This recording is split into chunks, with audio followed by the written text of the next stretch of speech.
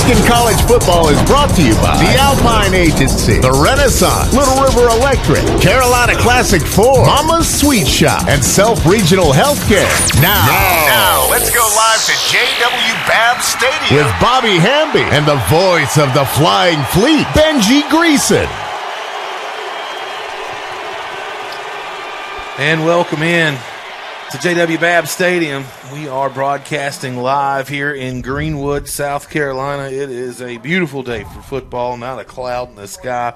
62 degrees here as we are just a few minutes away from kickoff as the Erskine Flying Fleet host the Kentucky State Thoroughbreds. I'm Benji Greason here with Bobby Hamby. Bobby, last home game of the season, last game of the season here for the Fleet. A little bittersweet as the season comes to an end, but not only a promising season, but a season, I think, that has exceeded expectations. Yeah, I'd have to agree 100% with you on that, Benji. You know, we, coming into the season, just a lot of uncertainties and, what could this Erskine team do this year? And, gosh, 3 wins on the season, got a chance for 4 wins to close the season out here at home at J.W. Babb Stadium, and this program is definitely on the right track. Still got a ways to go with some things, but definitely seeing a tremendous amount of progress from the spring season to now. Without a doubt. Today is Military Appreciation Day. Those with the military ID can get in for free here, and still got plenty of time to come on down to J.W. Babb and come watch a great football game. We're going to see a game today with 2 completely different, contrasting styles of offense. It couldn't be any farther separated from each other as Erskine with their 4 and 5 wide. I call it the gas pedal offense. Yeah. Wide open, go, go, go. And Kentucky State is your throwback, double wing option type offense there. And they both work, so we'll just have to see how it unfolds today. You're right, Benji. This Erskine team, they like to spread it out and throw it all over the place and mix in a little bit of run along the way. And the last 2 or 3 games we've watched Erskine play, they've been pretty successful on the ground at moving the ball. And can they do it again today? But then on the other hand, you got this Kentucky State team in here that's you're going to see just a lot of misdirection. Quarterback's going to go one way, hand the ball off. Running back's going to go the other way. It's going to be a lot of inside stunts and a lot of, outside sweeps and everything. So, Erskine's got their work cut out for them from a defensive side of the ball to play sound football and I guess you could say play assignment football today. Absolutely. Gap integrity, assignment football, and, you got to count on your teammate to do their job as well as you do yours. Let's jump out and take a quick break, Bobby. We got a moment of silence going on here in the stadium. We're going to have our opening prayer and presenting of the colors and the national anthem here, but we'll be right back as we're just a few minutes away from kickoff. It's the Kentucky State Thoroughbreds in town to take on your Flying Fleet right here on WZLA. Health insurance enrollment is right around the corner. Contact Jason Frost today with the Alpine Agency at 803-243-3737. During this enrollment period, you may qualify for a low or no-cost qualified health plan. Jason is a trusted, qualified agent and can walk you through the entire enrollment process. He and his office staff are here to support you throughout the year at no additional cost to you.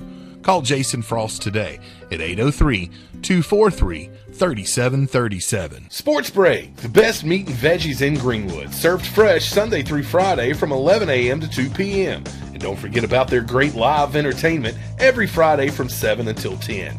Hey, Fleet fans, bring in your ticket on game day and get 10% off your bill. That's right, 10% off your entire bill. That's Sports Break, 114 Cross Creek Connector in Greenwood. A break above the rest for all your games and good times. It's Sports Break.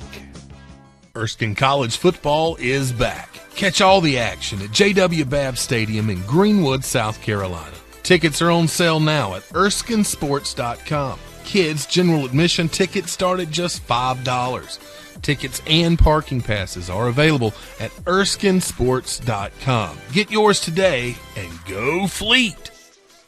Flying Fleet football players know a thing or two about Irene's of Due West. After all, it's right in the middle of campus. And if you want to find great food, just follow the offensive lineman. Irene's of Due West has the best pizza, wings, hot oven subs, seafood pasta, and Bluebell ice cream. Irene's has indoor and outdoor seating, and they're open 7 days a week at 11 a.m. For takeout, call 864-379-2850. Go Fleet from Irene's of Due West. Grits and Groceries is a proud supporter of Erskine College football. Go to gritsandgroceries.com to see their full menu. They're open Wednesday, Thursday, and Friday from 10 a.m. to 2 p.m. and Thursdays they're open for supper from 5 until 9 p.m. Go to gritsandgroceries.com and you'll see their full concert and special events calendar, as well as all of their catering information. Grits and Groceries, 2440 Due West Highway in Belton. Go Fleet! Your Touchstone Energy Cooperative, Little River Electric, is a proud sponsor of the Flying Fleet this season. Since 1940, Little River Electric has been a part of the community by supplying power to homes, businesses, and schools and helping make them successful each and every day. Being a part of our community means being number one. This is Bobby Hamby on behalf of the entire staff at Little River Electric, your Touchstone Energy Cooperative. Join the Dode Phillips Club today and know that your investment plays a direct role in transforming the lives of our Flying Fleet football student athletes. At Erskine, we play football the Fleet way, pursuing the remarkable by emphasizing a Christ-centered, highly competitive, community-focused experience. Join the Dode Phillips Club by going to erskine.edu/football or call 864-379-6502 for more information today. And go Fleet! The Renaissance is Abbeville County's only senior living community. Just steps from the beautiful Erskine College campus, the Renaissance is a proud supporter of Fleet athletics. We invite you to tour our pristine 27-acre campus and experience what makes our community the number one choice for senior living in the Lakelands. We want to welcome you home to the Renaissance. Call for your tour today, 864-379-2570. The Belmont Inn is a proud supporter of Erskine College football. The historic Belmont Inn features updated rooms with beautiful views and every amenity you could imagine. Fleet fans far and wide choose the Belmont Inn as their game week home away from home, with great food and drinks, weekly entertainment, and so much more. Call for your reservation today at 864-366-9625. And go Fleet from the Belmont Inn.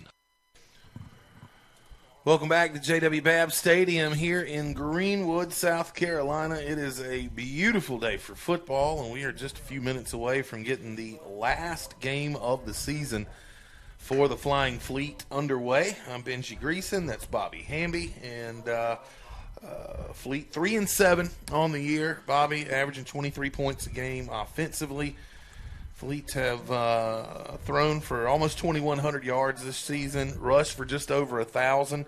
But last week, the offense was stymied a little bit. They just couldn't get out of their own way, basically, in the loss to Shorter. But we've seen this offense explode at times this year. It's going to be interesting to see how they come out and kind of if they start fast here today. Yeah, I kind of hope that's what we see from this Erskine team, Benji. You know, come out of the box and, get some points on the board early. I feel like if you can get a lead on this Kentucky State team early in this ball game with their style of offense, if you can slow them down a little bit and get a lead, it's going to take them a little more time to put points on the board. Cannot let them get off to a fast start and try and play catch-up like we have in some games earlier this year.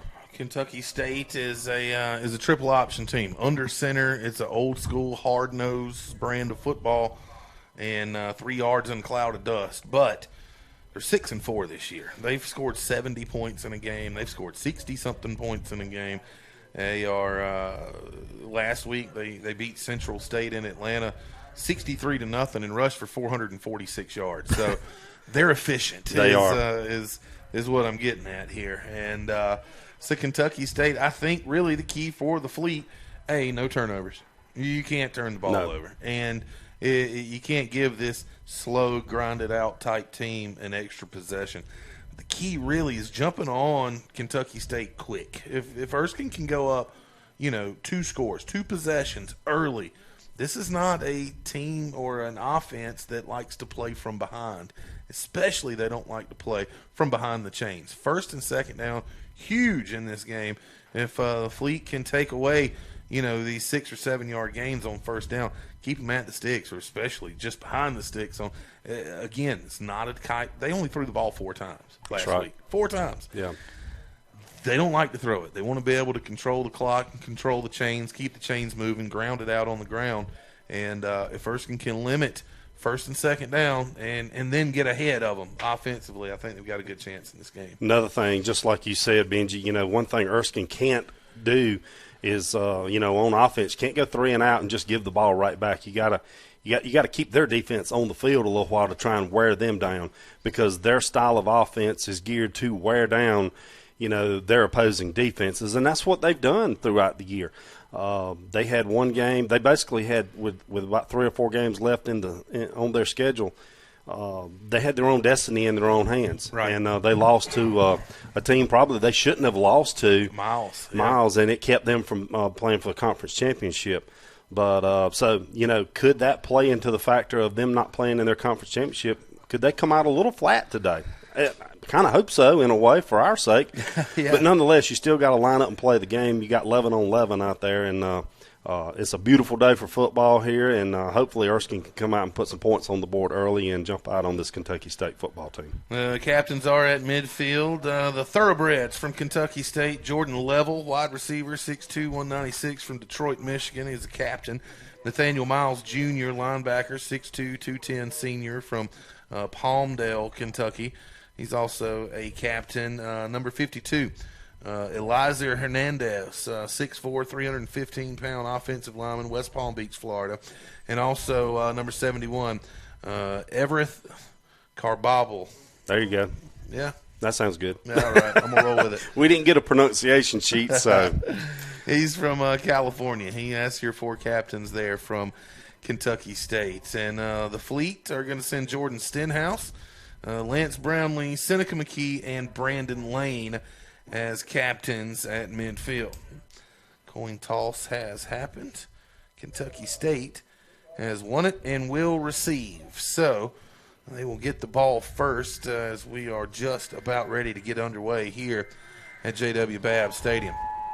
Our temperature at kickoff today is 61 degrees. A little bit of breeze blowing. The Old Glory is kind of standing out from basically blowing right towards us, I guess you could say, on the press box side here. And so there is some breeze blowing in the air today here. And so it's an absolute beautiful day for football. It is going to get cool tonight. So if you are still planning on coming to the game and on your way in, make sure you bring your little jacket in, because it's going to be cool later on here once we get into the second half of our ball game. Another name to watch for Kentucky State, Brett Slive, number 3. He is 4th on their all-time rushing list, 2,213 yards rushing in his career. He is a senior out of Hammond, Louisiana, and just 5'8", 210 pounds. So we'll see how they utilize him as is 4th on the all-time rushing list there at Kentucky State. Lance Brownlee will get the start at quarterback today for the Fleet. 513 yards passing, 5 touchdowns, 2 interceptions on the season. Of course, it's the 3rd starter at QB for the Fleet. Coach Boyd this week during the coaches show said he's on his 5th free safety. It's a mash unit. I mean, it is. Yeah, that's one thing that's affected Erskine, the latter part of this season. A lot of injuries. A lot of kids being hurt. You go from the first-string quarterback down to your third-string quarterback. And not taking nothing away from Lance, he's done a really good job at quarterback. 17th, make that the 18th game that the Fleet have played since the spring season. 18 games in a calendar year here for the Fleet.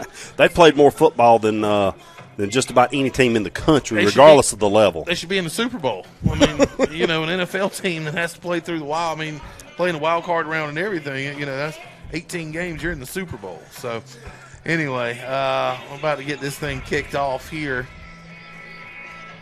at J.W. Babb. Again, Military Appreciation Day. Veterans Day was Thursday. Not only Thursday, but every day. We honor our veterans and thank them for their service we are the land of the free because of the brave, and we honored them today. Absolutely. And all of the military personnel got in free today. So I see a bunch of familiar faces out there as the crowds are still lining in and filing into the stadium as we're just about ready to get this one underway.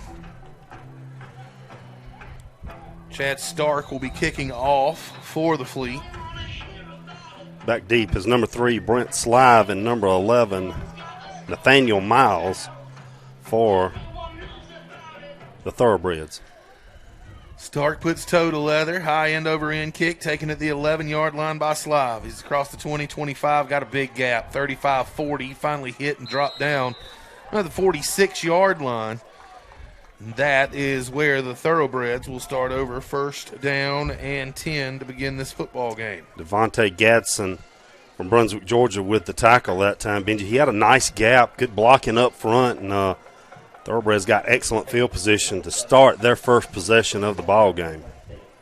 We talked about it in the pregame. This Erskine defense is going to have to play sound assignment football against this triple option here.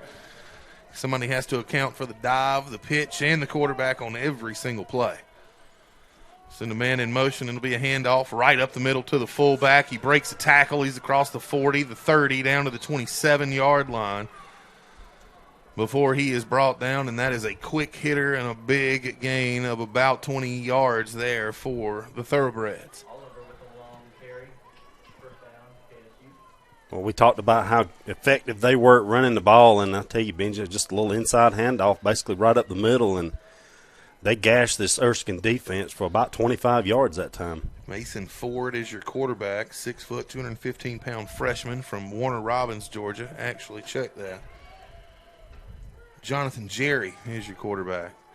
Another fullback handoff. This is Slive. He'll break a tackle at the 25 and goes down to about the 23-yard line. As they first two plays basically been that fullback or A-back, as you would call it in this offense, dive off the right side of the line.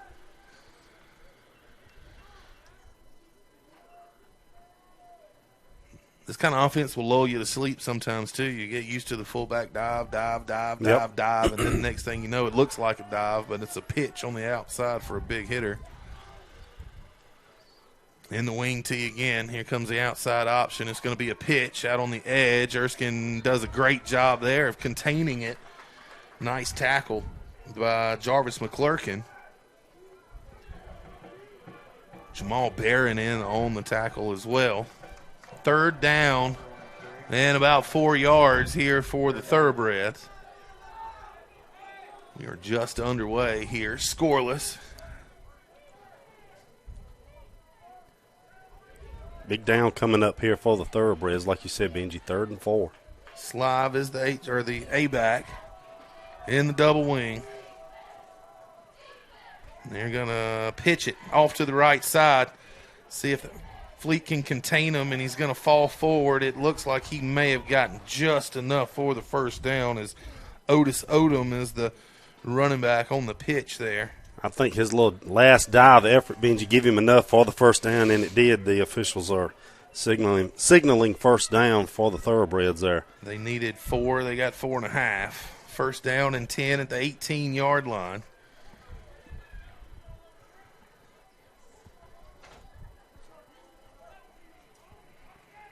Jerry is the quarterback. He's from Tallahassee, Florida. It's double wing formation. I'm going to hand it off to Slive right up the middle, makes a man miss. He gets hit and finally brought down inside the 5, down to the 4-yard line. Duvon Beebe, actually Xavier Allen with the tackle. That's some double numbers again, I'm ain't it? saying the double number got me again. I looked at his name first, too.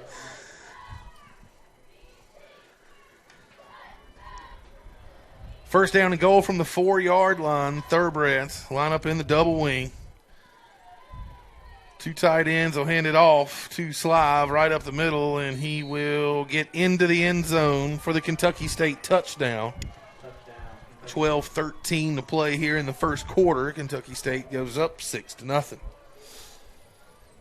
Power football. That's it. That was a nice-looking drive by Kentucky State, Benji. They just basically ran it right down the middle of the field that time and mixed in a little option plays here and there, and they got 6 points on the board early in this ball game.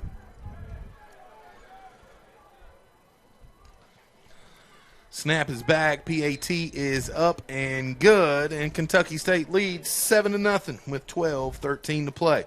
Erskine gets their shot on offense when we come back right here on WZLA. Health insurance enrollment is right around the corner. Contact Jason Frost today with the Alpine Agency at 803-243-3737. During this enrollment period, you may qualify for a low or no-cost qualified health plan. Jason is a trusted, qualified agent and can walk you through the entire enrollment process. He and his office staff are here to support you throughout the year at no additional cost to you. Call Jason Frost today at 803-243-3737. Sport.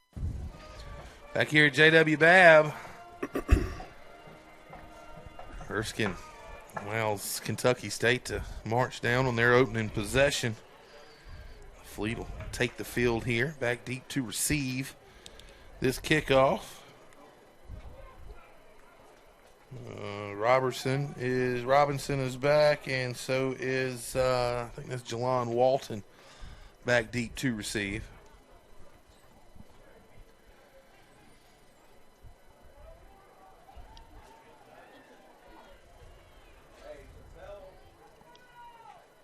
Kind of an odd-looking formation to begin with here is the everybody's on both ends of the field, nobody in the middle of the field but the kicker there.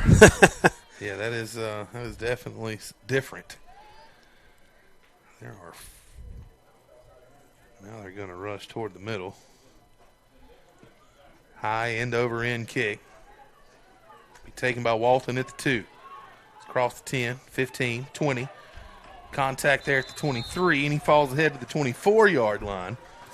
Nice return by Walton. Benji had a little crease there up on that right side and just put his head down and kind of ran over number 22 for Kentucky State. That was Shaquan Oliver made the tackle. Good field position for Erskine as they start their first possession of the ball game. Fleet will start 1st and 10, ball on their own 25-yard line. Lance Brownlee comes out. 2 wide receivers to the left. He's looking to throw on the first play, and he's going to get hit and sacked down at the 15-yard line. That is a loss of 10. And Jalen Johnson, linebacker from Perry, Georgia, comes through and drops Brownlee. 2nd down now and 20 for the Fleet. Benji, I think Brownlee was looking downfield, just trying to give the receiver a little more time to get open, and time just ran out, and he goes down. So not the way you want to start the ball game off if you're Erskine. Seneca McKee is the lone receiver. Actually, now Walton will come and join him on the right side. It's 5 wide, empty backfield for the Fleet. Brownlee looking to throw. There's McKee on a slant, and the ball goes through his hands.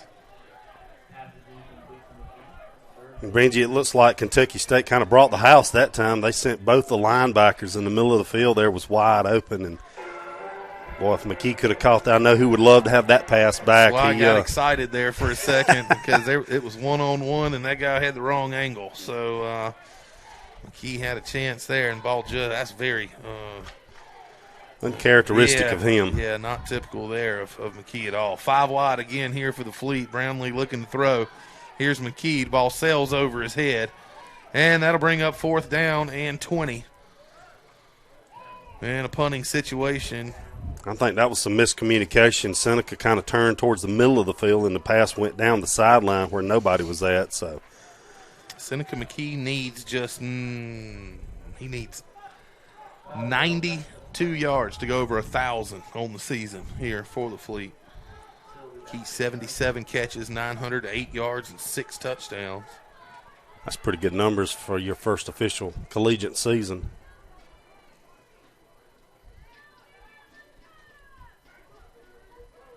Snap is back. If we get the punt away, it's a high wobbler. It'll hit at the Kentucky State 45. It'll take an Erskine bounce, and it'll roll all the way down to the 41-yard line. And that is where Kentucky State will start, first down and 10 at their own 41 with 11:02 to play. Thoroughbreds lead the Fleet by a score of 7-0.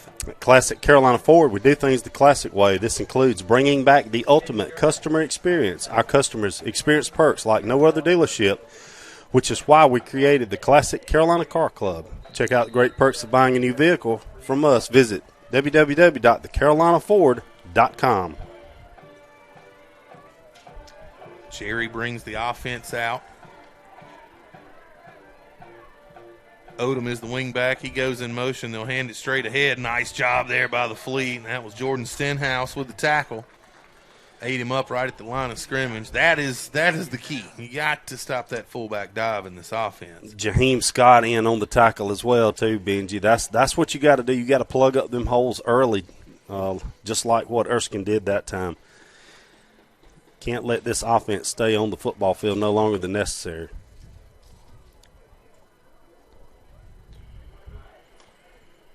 Jalen Flemings brings the play in from the sideline. Jerry scans the defense. Double wing here, and they'll hand it off to the fullback. Nope, he fooled me as he tosses it out to Oliver again. And that's the sleight of hand with this offense. I was watching the fullback, and he pitches it out to Odom, and he'll pick up. Oh, he picked up about 7-8 yards right there. 3rd and 1. There's a big ball possession down here for the Thoroughbreds. Tell you, Benji, this offense of Kentucky State reminds you of the Army-Navy style offenses where they lull you to death, just like you said. Absolutely. Double wing here. They're going to hand it off to the fullback. He puts his head down, and he'll get close to the first down. It'll depend on the spot, and it looks like he's going to have it by a half yard. And that will be a first down. Ball on the Erskine 48-yard line. Kentucky State moving from our right to left toward the scoreboard into the field here at J.W. Babb.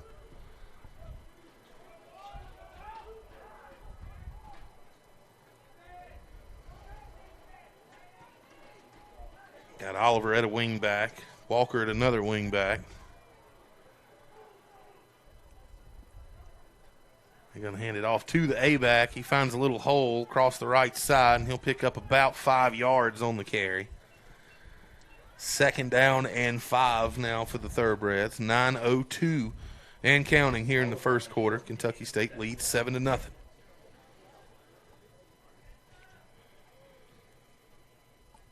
One thing about this offense for Kentucky State, it's not flashy. It's just hard-nosed, line it up, and I'm going to push you out of the way, and I'm going to pick up some yards. Is their whole intent in moving this ball down the field. Slive, Walker, and Odom. Slive, actually, quarterback will keep it there, and Jerry's going to get thrown down to the ground. That was another good tackle by Wayne Gibson, and Jordan Stenhouse again on the interior. 3rd down and 5 now for the Thoroughbreds. Yeah, we'll call it 3rd and 4. They gave him about a half yard there. Another big 3rd down coming up for this Erskine defense. Let's see if they can get off the field here. Crowd's starting to make a little noise here on the sidelines, on the home side.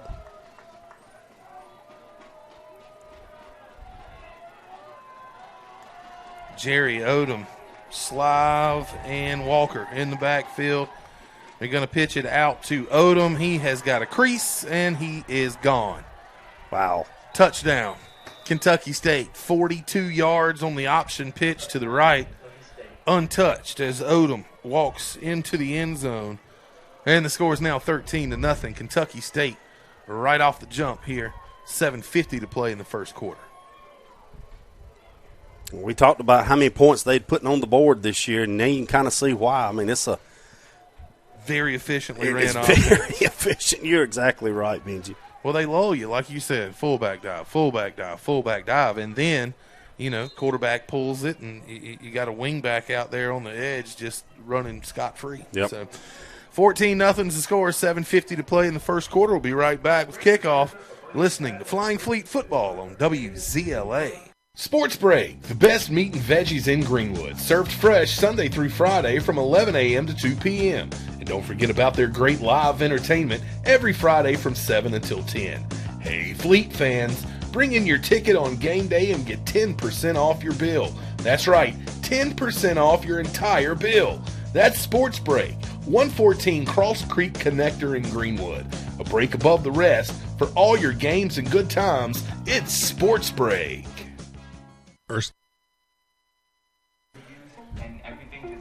7:50 to play in the first quarter. Kentucky State scores on their first two possessions here. Kicking off now to the Fleet. Walton and Robinson back deep to receive.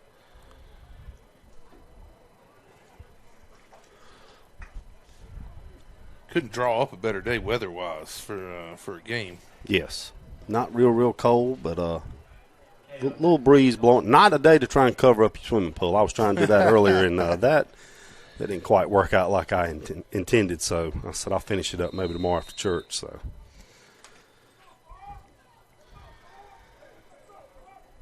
Walton and Robinson back deep to receive. KO to the kickoff. High end over end kick. That one will push Walton 2 yards deep, and he'll bring it out. It's across the 10, 15, pushed out at about the 17-yard line. That is where the Fleet will start. First down and 10 with 7:44 to play here in the opening quarter. Join the Dode Phillips Club today. Your investment in the Dode Phillips Club plays a direct role in transforming the lives for Flying Fleet football student athletes. There are multiple membership levels and benefits for you to enjoy. Join the Dode Phillips Club by going to erskine.edu/Dode Phillips. Brownlee is in the shotgun. 4 wide, 2 to either side. Heatley in the backfield, and they're going to bring Heatley out of the backfield. Handoff, he'll get a couple yards. Inside zone play there.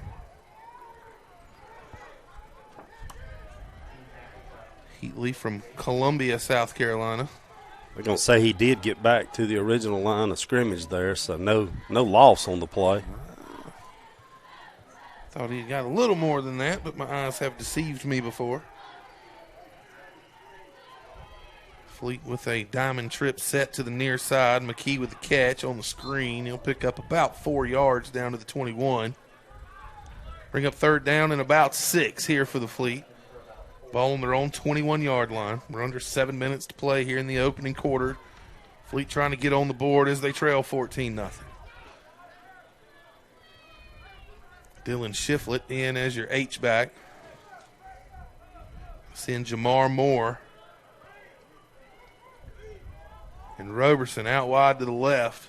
McKee is your wide receiver. To the right, we have flags. I'm not sure if somebody moved up front or somebody jumped off sides right off the bat.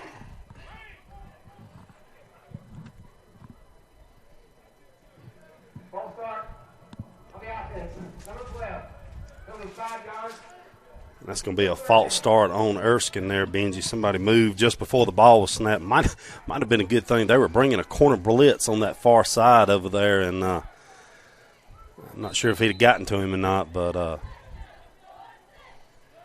4 wide again for the Fleet, 2 to either side. Brownlee with the snap, looking to throw. Here comes pressure. He's trying to evade it. Hit at the 5 and dropped. Second sack in as many possessions here for this Fleet offense. As Brownlee is just smothered up right there. It's going to be a loss, and that'll bring up another 4th and long here for the Fleet. Fleet needs something big to happen. They need a little momentum over here on the sideline, a little jolt of electricity. Yeah, they've kind of been pinned in between their own goalposts, the shadows of them, both possessions here, and both possessions have kind of gone backwards as well, too, as Erskine will be punting from their own end zone here. Slive back deep to receive. He has his heels on his own 45-yard line. Gets the punt away, and he'll catch it at about the 43. Dances across the 40, 35-30. Finally brought down at the 28-yard line. And a short field here for the Thoroughbreds, whose offense is clicking already. They didn't need any help here.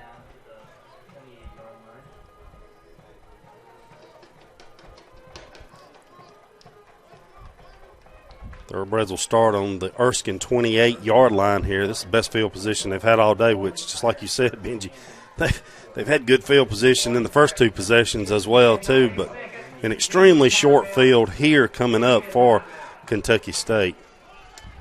Referee says there is a media timeout, so that's our cue. We'll take it with them. Erskine trails 14-0, 5:31 to play here in this opening quarter. We'll be right back with more Flying Fleet football on WZLA.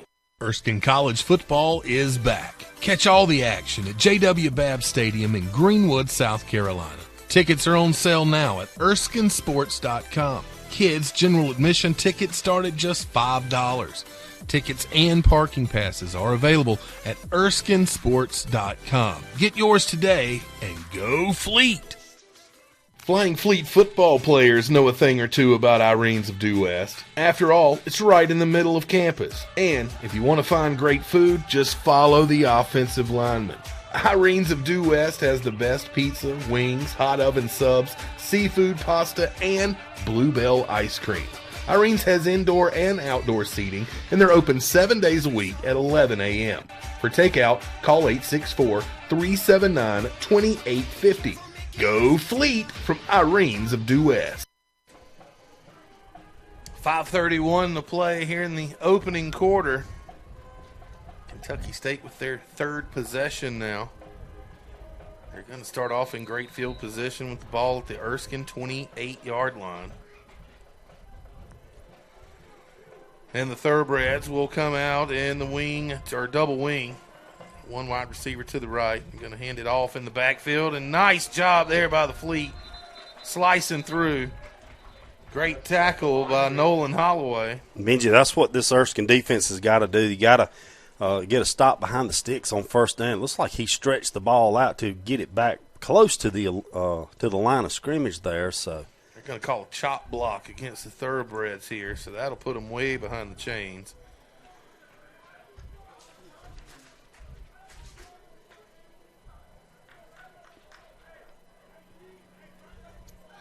That's going to back them up. Of course, a chop block. If you're not, it's a 15-yarder, I think, isn't it? It is. It's if you're not familiar with a chop block call, if an offensive line, well, if any player is engaged blocking a player, another player cannot hit them below the waist. Right. So you can double team them all day long as one's not high and one's not low. That's right. But it'll remain first down, 15-yard penalty. So now we're looking at 1st and 25. And this is the type of yardage that this offense is not built to deal with.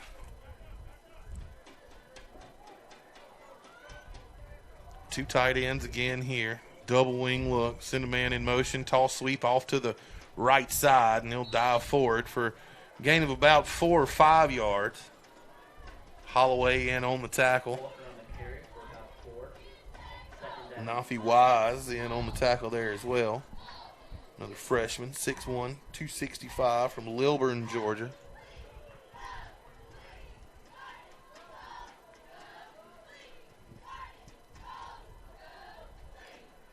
Devon McCoy is the wide receiver, split out wide to the left here for the Thoroughbreds. Double wing look again.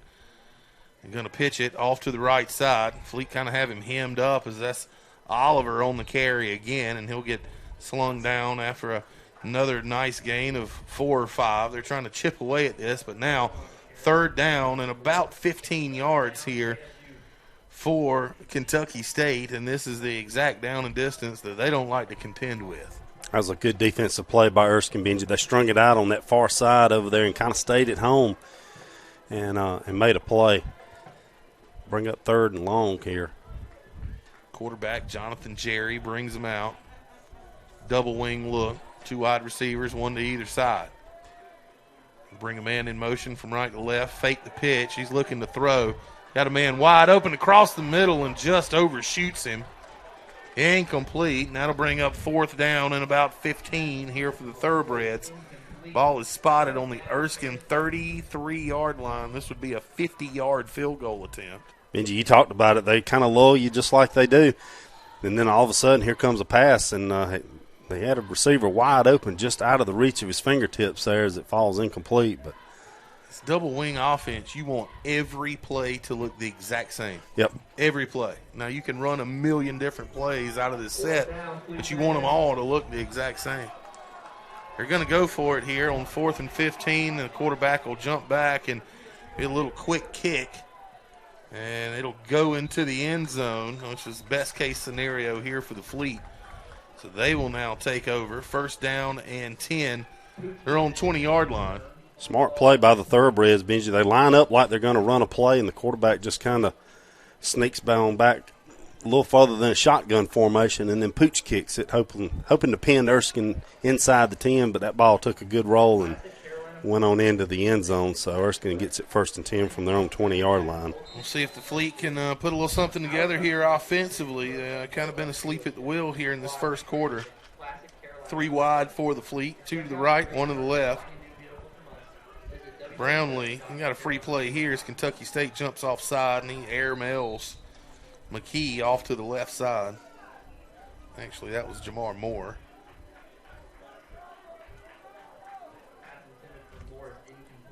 I thought I saw a early jump by Kentucky State, but there was no flag thrown on that. I was pretty sure that's why he threw it up when he did, because he was expecting to have a free play out of that one. But no flag on the play. 2nd down and 10.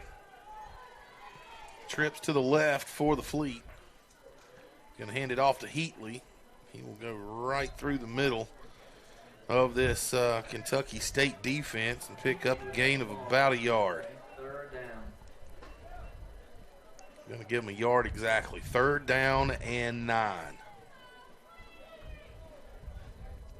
Moore and Roberson are split out wide to the left. McKee is your wide receiver to the right.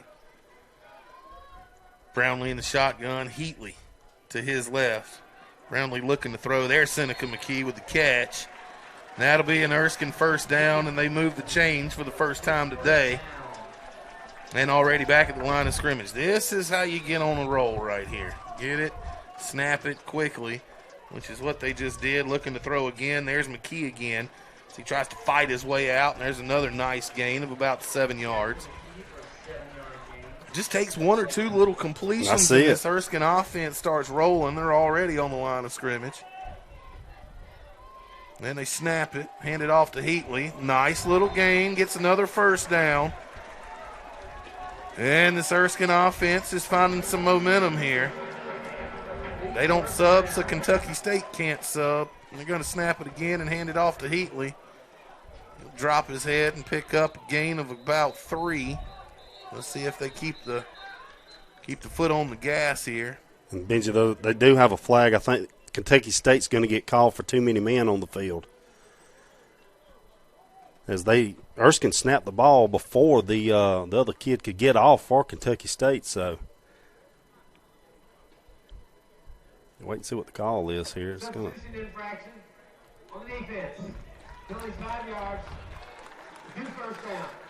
And that's exactly what it is. It's going to be a substitute infraction. He was trying to get off the field on that far sideline, but just couldn't quite get there before Erskine was ready to go. Moore split out wide to the left. There'll be a screen pass to McKee. He's got a little running room across the 40. Hurdles the guy down to the 35. Boy, he's fun to watch. Oh, man, Seneca McKee. He is electric. Fleet already on the line of scrimmage. This gas pedal offense is ready to roll. 3 wide to the left. Brownlee calls for it, hands it off to Heatley, trying to pick his way through the line of scrimmage. Finally finds a little running room down to the 31-yard line. Gain of 3 yards, 2nd down and 7. Back on the line of scrimmage is the Fleet. Brownlee looking to throw. And there's McKee again, and he's caught at about the 20-yard line. They'll call it the 21. That'll move the chains again. Fleet finding a little bit of rhythm here offensively. Boy, when they can go fast, this is fun to watch. 2 wide to the right, 1 to the left, and Kentucky State says, can't do this anymore. Yep, they're forced to take a timeout, and that's exactly what this Erskine football team wants their opponents to do once they get into that rhythm. Take the timeouts, burn those timeouts, because after 3 of them in the half is gone, you don't have any. That's it. I tell you, that's just like, you see a team get a big run going in a basketball game. You got to call a timeout to stop the bleeding. Yeah.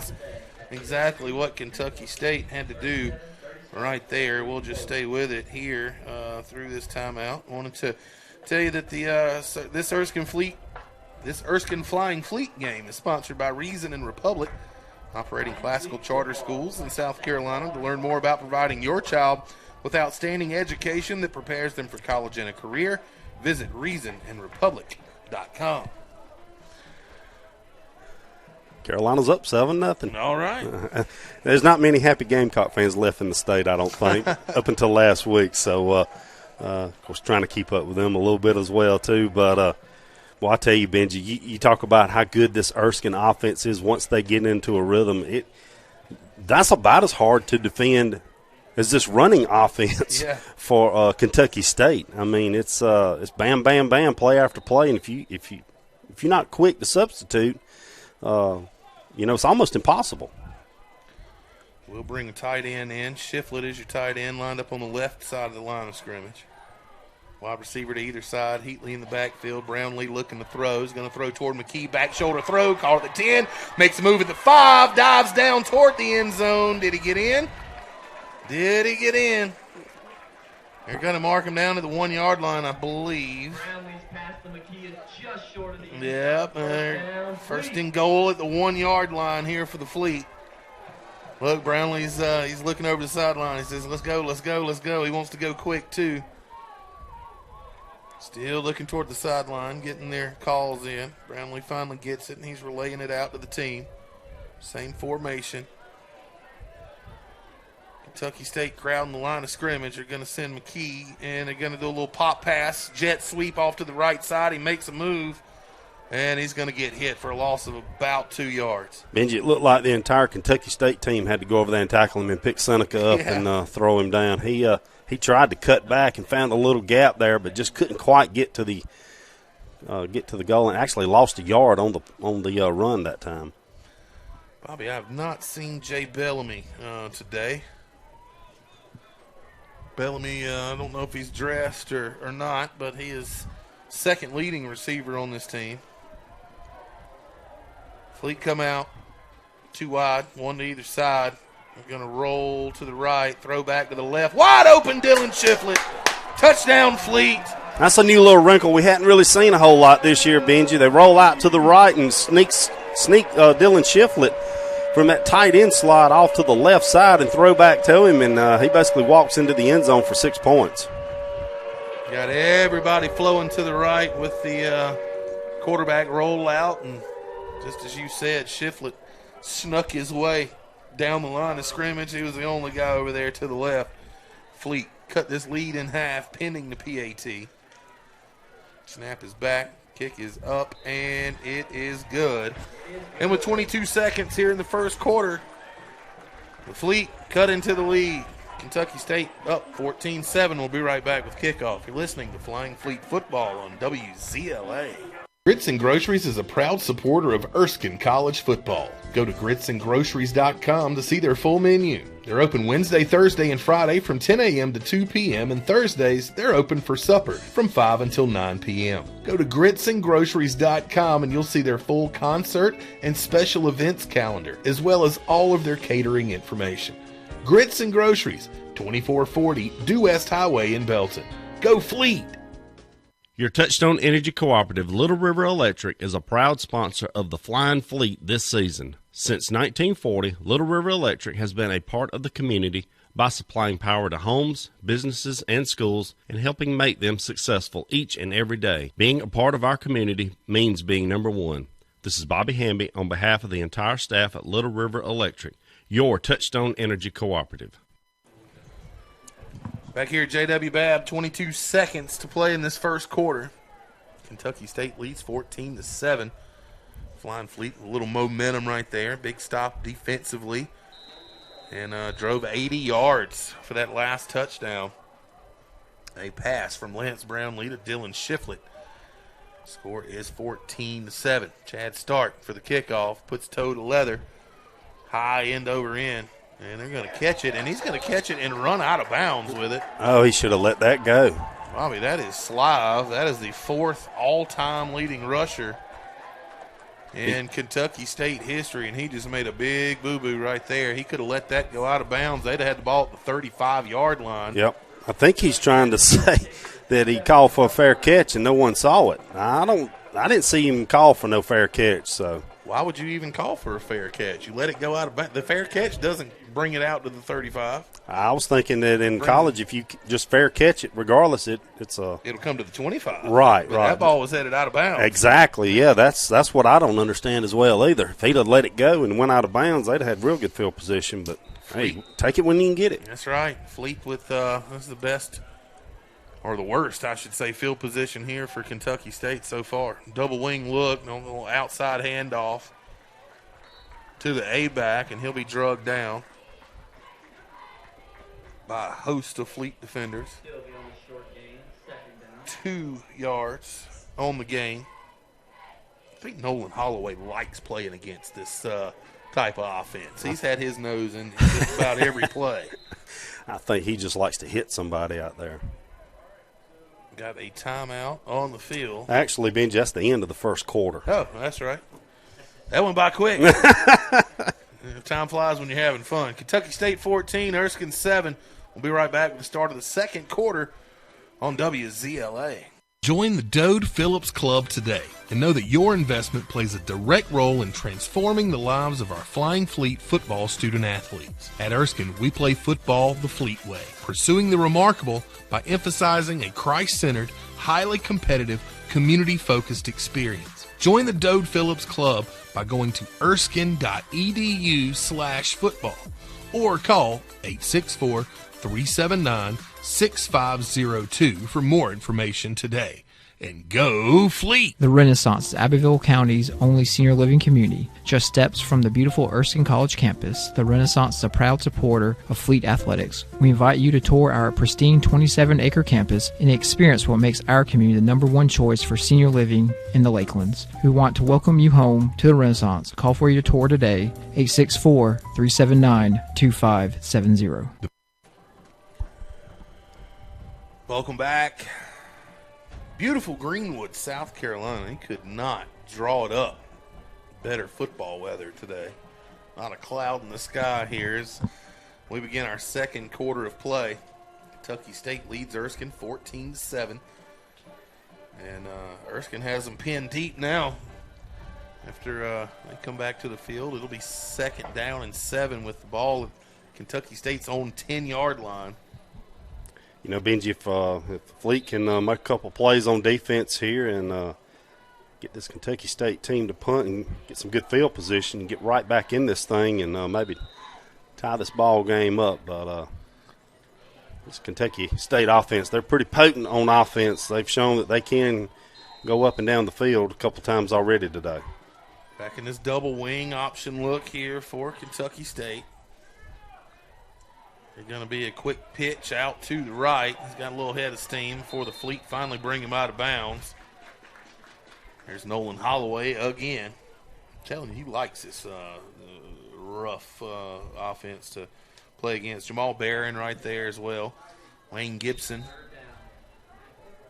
in on the tackle. He does gain about 6 yards on the play. It'll bring up 3rd down and 1. This would be a huge stop for this Fleet defense if you can make Kentucky State go 3 and out deep in their own territory here.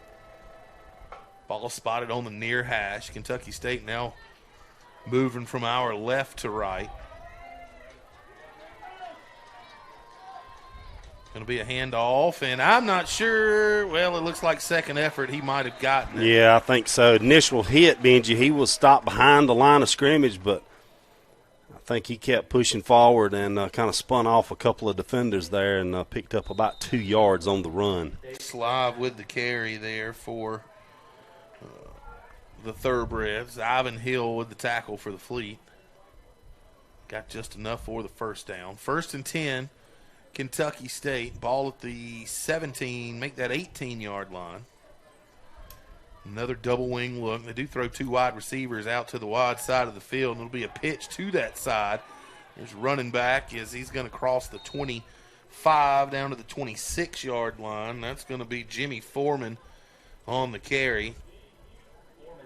6'1", 190-pound freshman from Silver Bluff High School. Those guys are still playing in the 2A lower state playoffs. They won last night, and they got a good shot at getting to the ship down at Benedict later on in a few weeks. That's right. Wide receiver to either side, double wing look in the backfield for the Thoroughbreds. Quarterback pitches off to the right side, back to Foreman again. He is popped as he flies out of bounds. Nice hit by Brandon Lane, senior linebacker for the Fleet. Polk County, Florida. Here's Kentucky State just driving and biding their time. That's what this offense does. It just kind of wears you down a little bit. Still in the huddle. 20 seconds left on the play clock. It's first down and 10, ball at the 36-yard line.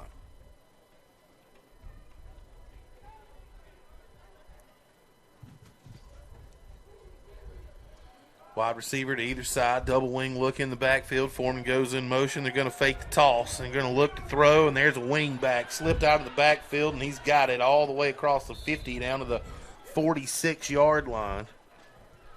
Big pickup right there, and that's almost like a trick play for this offense, Bobby.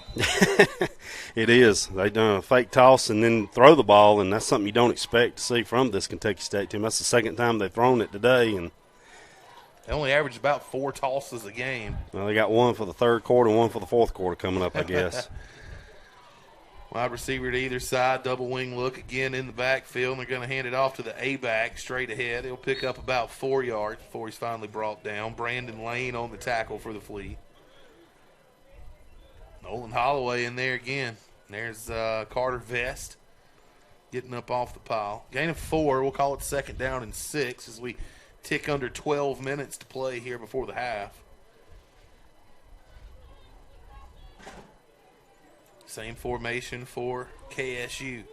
Double wing look in the backfield. Wide receivers to either side. Quarterback's going to keep it. Tosses it out to Foreman. See, he's going to pick up enough for the first down, and a flag comes flying in from outer space. Let's check the laundry.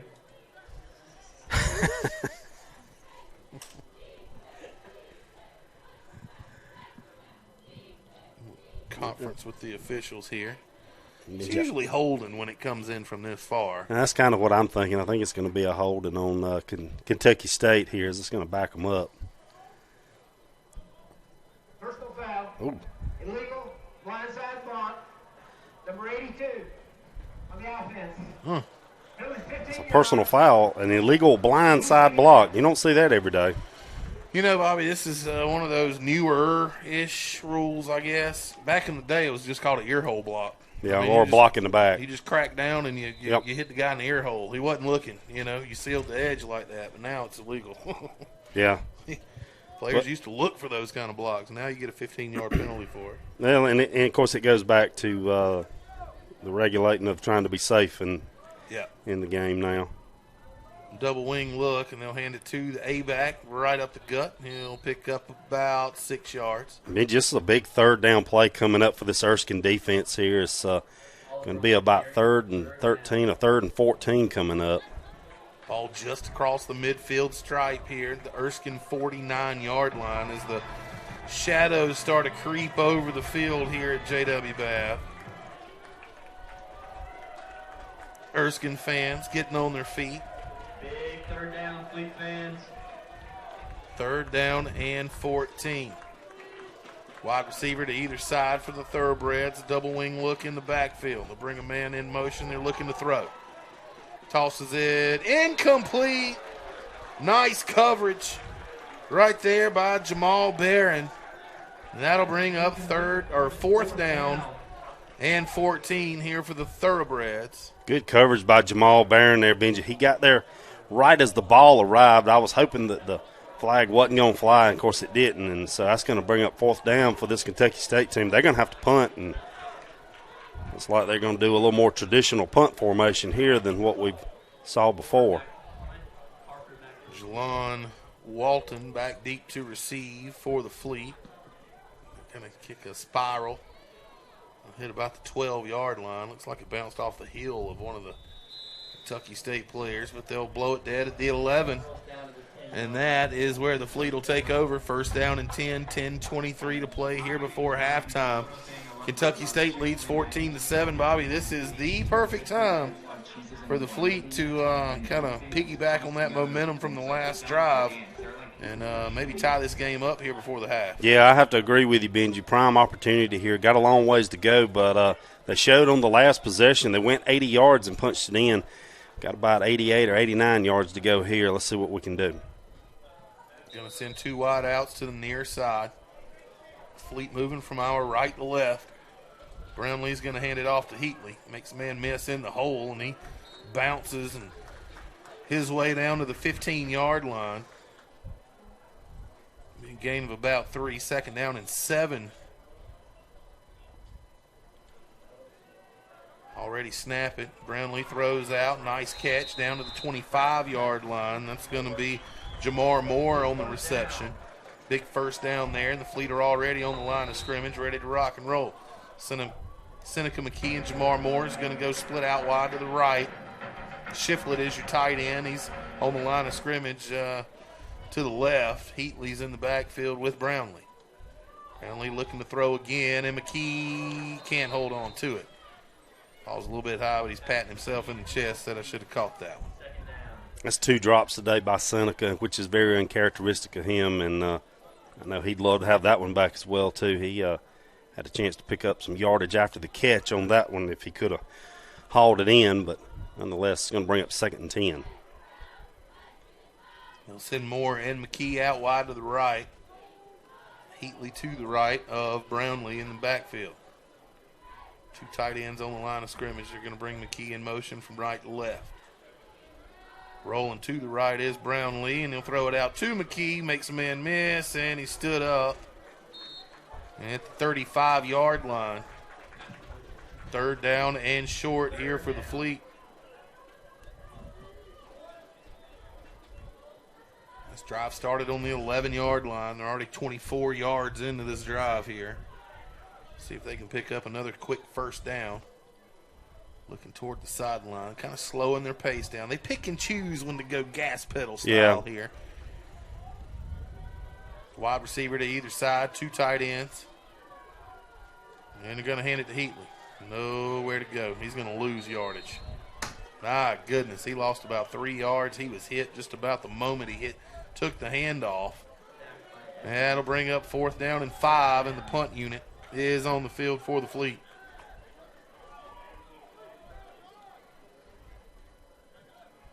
Go check out Grace's Restaurant, downtown Honeypath, home of the Chicken Club. Grace's is a place where you'll feel right at home with friendly faces and delicious food. Their logo says it all: faith, food, and family.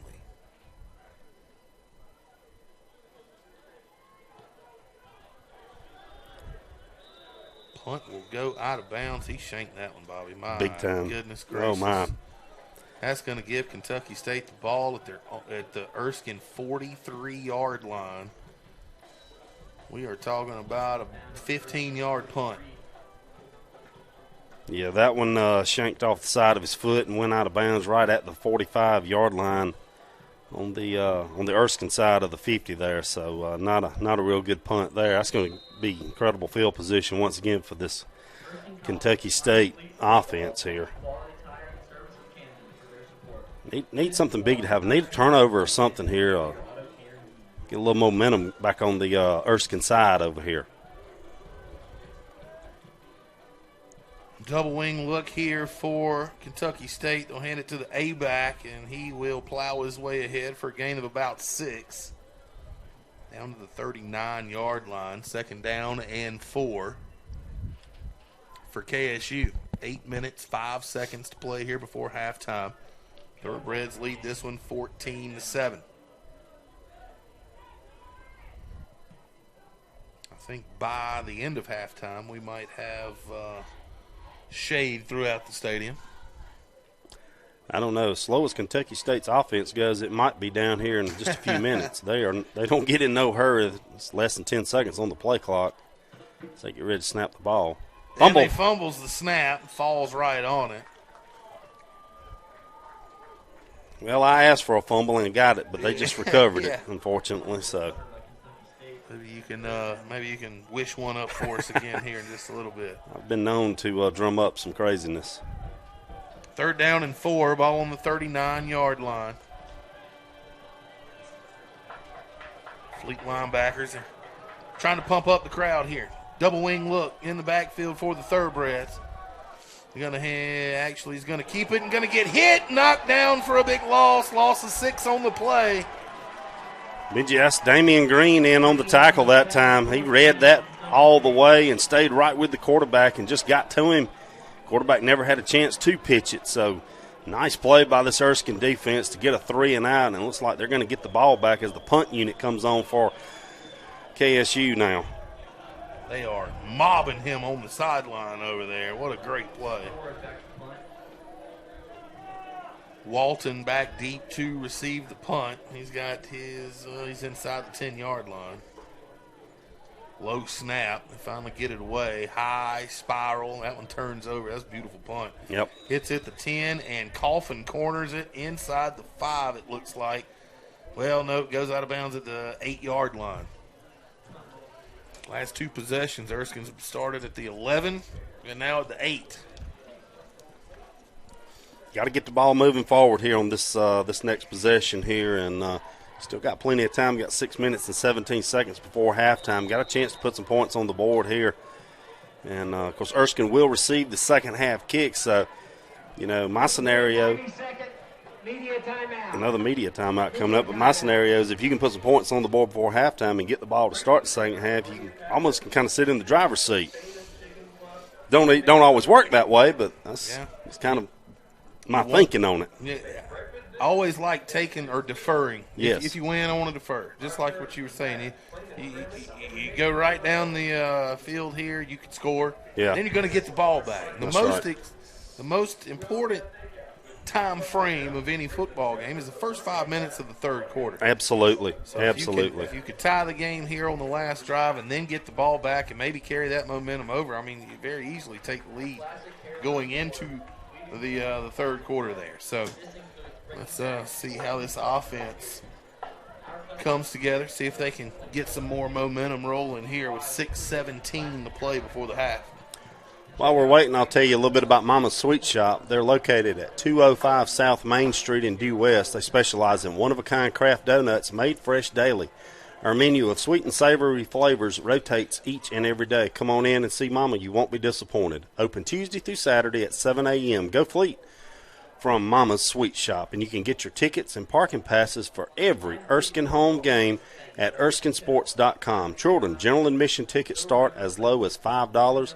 Parking passes begin at $10. Come on out and cheer on the Flying Fleet and get your tickets at ErskineSports.com and go Fleet. Brownlee in the shotgun, ball on the 8-yard line, 3 wide to the left side. He's going to hand it to Heatley. He's looking for a little room. Finds some room over the left side. Gets out to about the 10 before he's dropped. Gain of 2.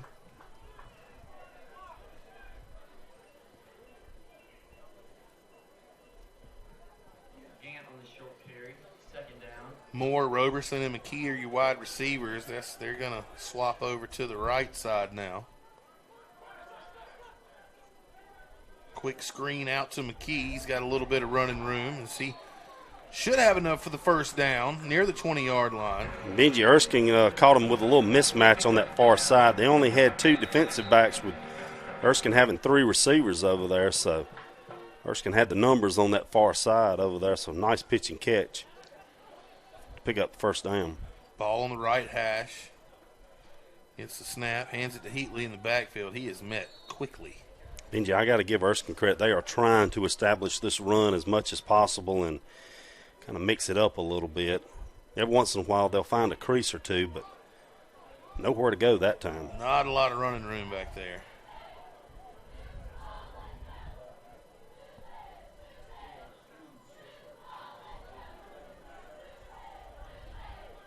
Walton checks in at running back. Trips to the left side and is going to sling it out to Walton in the backfield. And there's just a wave of Kentucky State defenders. That is going to be a loss on the play. Back to the 15-yard line is where they'll spot it. 4:45 to play here before half. That was 3rd down and 14 yards for this Fleet offense. Moore will be split out to the left. Roberson and McKee goes out wide to the right. Brownlee in the shotgun. He calls for it. He gets the snap. He's looking to throw. He's going to throw it deep back shoulder just outside of the reach of Jamar Moore. And that'll bring up 4th down and long for the Fleet.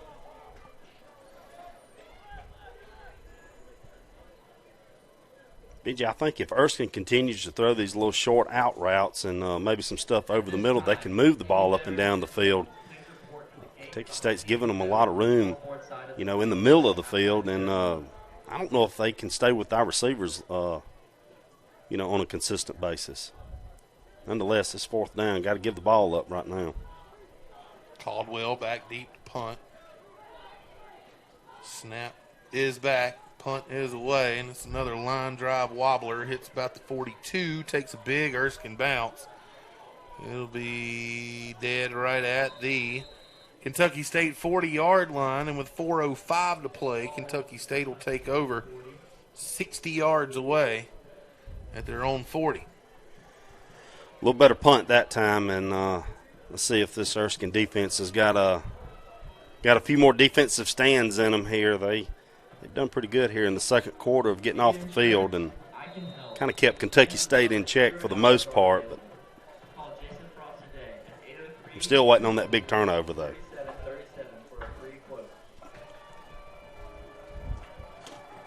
Double wing look for Kentucky State. One wide receiver out to the left. It's going to be a quick pitch out to the left. And he's got running room. He's got 10, 15, about 18-yard gain there.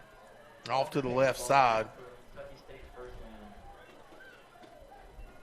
Call it a 15-yard gain all the way down to the Fleet 45-yard line.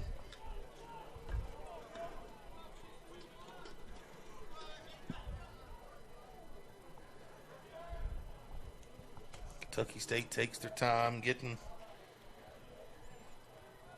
the play call in. Break the huddle with 15 seconds left on the play clock. Another double wing look. That's pretty much their base set here. They'll hand it off to Schlive, and he goes right up the middle. Spin move all the way down to the 30. Big gain of 15 on the play, and another Kentucky State first down.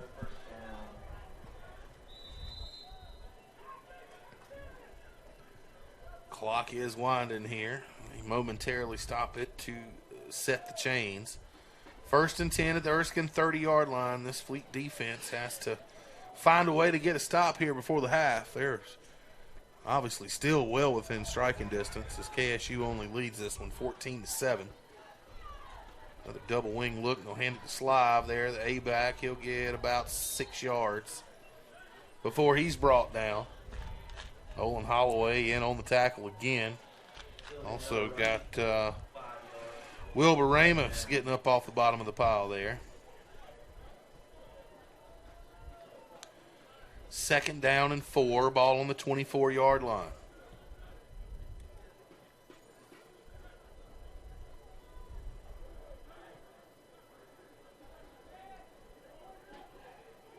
Bring a tight end. Set him on the line of scrimmage to the left. And there'll be another handoff to the fullback. Nice job by the Fleet, filling the gap right there, and he only pick up maybe a yard.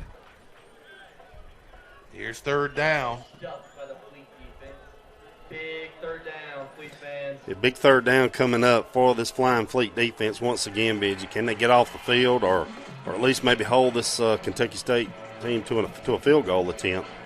I think even if you only give up 3 points, worst case scenario in that situation, that's got to be a win for your defense.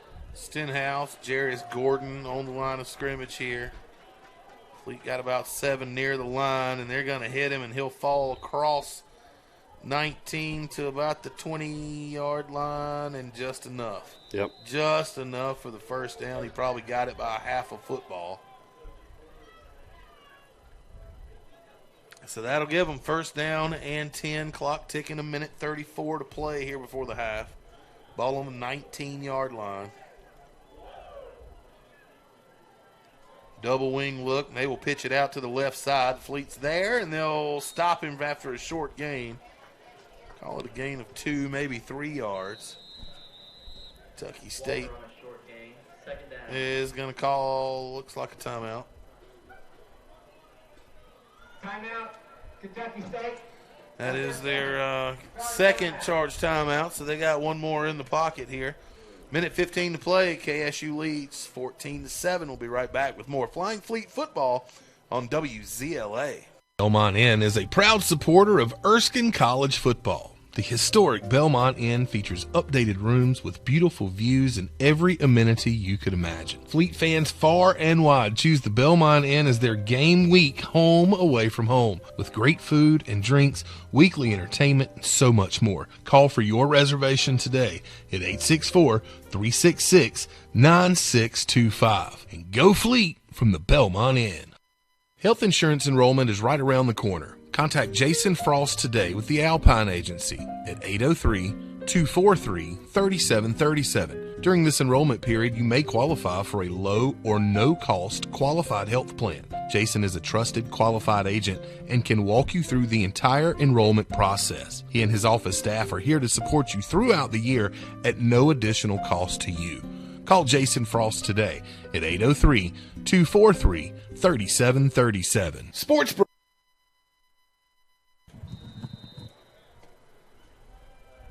Back here at J.W. Babb Stadium, it is second down and 8, ball on the 17-yard line. Kentucky State double wing look and hand it off to the fullback. He's going to bull his way forward near the 10-yard line.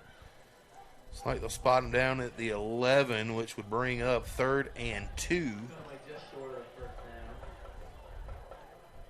59 seconds left here before the halftime, and they hurry to the line of scrimmage. Double wing look again, and the handoff goes to the fullback again, and he is going to be down about the 9-yard line. That's right around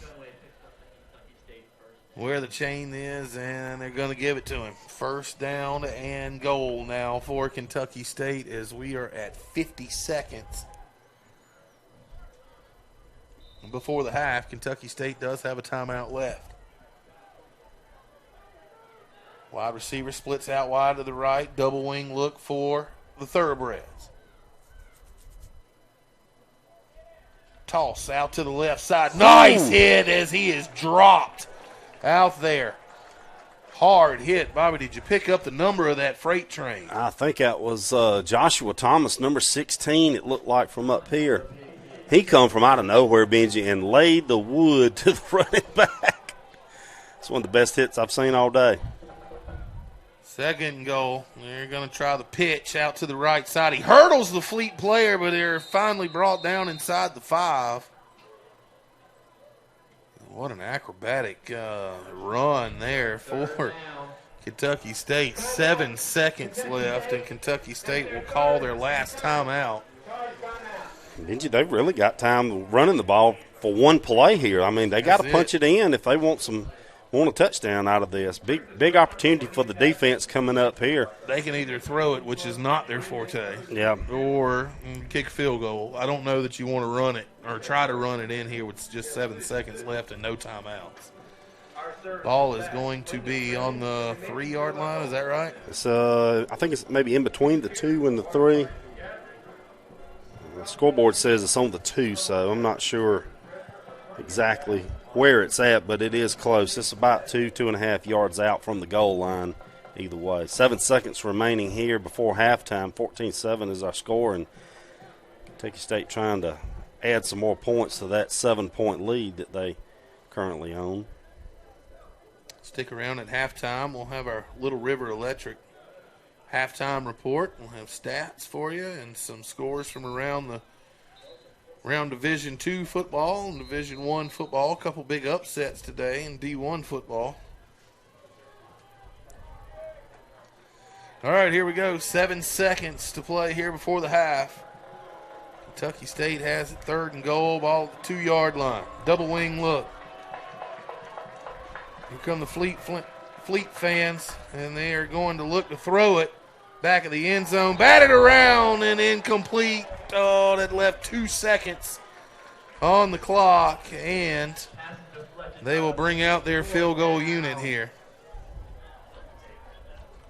You got to consider that a win. Even if this field goal goes through, that is a win. Benji, those exact words were on the tip of my tongue. I feel like felt the same way. This is, whether they make this or not, this has got to be a win for this Erskine defense to hold them to potential 3 points here.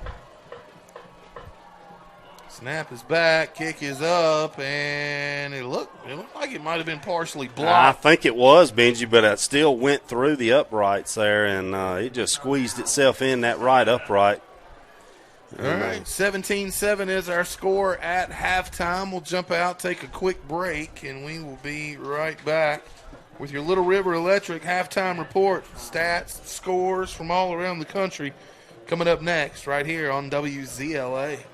Your Touchstone Energy Cooperative, Little River Electric, is a proud sponsor of the Flying Fleet this season. Since 1940, Little River Electric has been a part of the community by supplying power to homes, businesses, and schools and helping make them successful each and every day. Being a part of our community means being number one. This is Bobby Hamby on behalf of the entire staff at Little River Electric, your Touchstone Energy Cooperative. Join the Dode Phillips Club today and know that your investment plays a direct role in transforming the lives of our Flying Fleet football student athletes. At Erskine, we play football the Fleet way, pursuing the remarkable by emphasizing a Christ-centered, highly competitive, community-focused experience. Join the Dode Phillips Club by going to erskine.edu/football or call 864-379-6502 for more information today.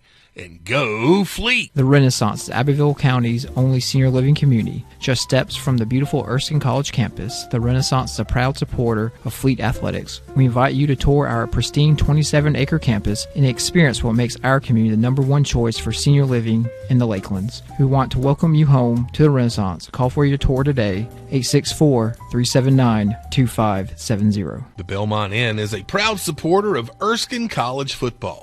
The historic Belmont Inn features updated rooms with beautiful views and every amenity you could imagine. Fleet fans far and wide choose the Belmont Inn as their game week home away from home, with great food and drinks, weekly entertainment, and so much more. Call for your reservation today at 864-366-9625. And go Fleet from the Belmont Inn.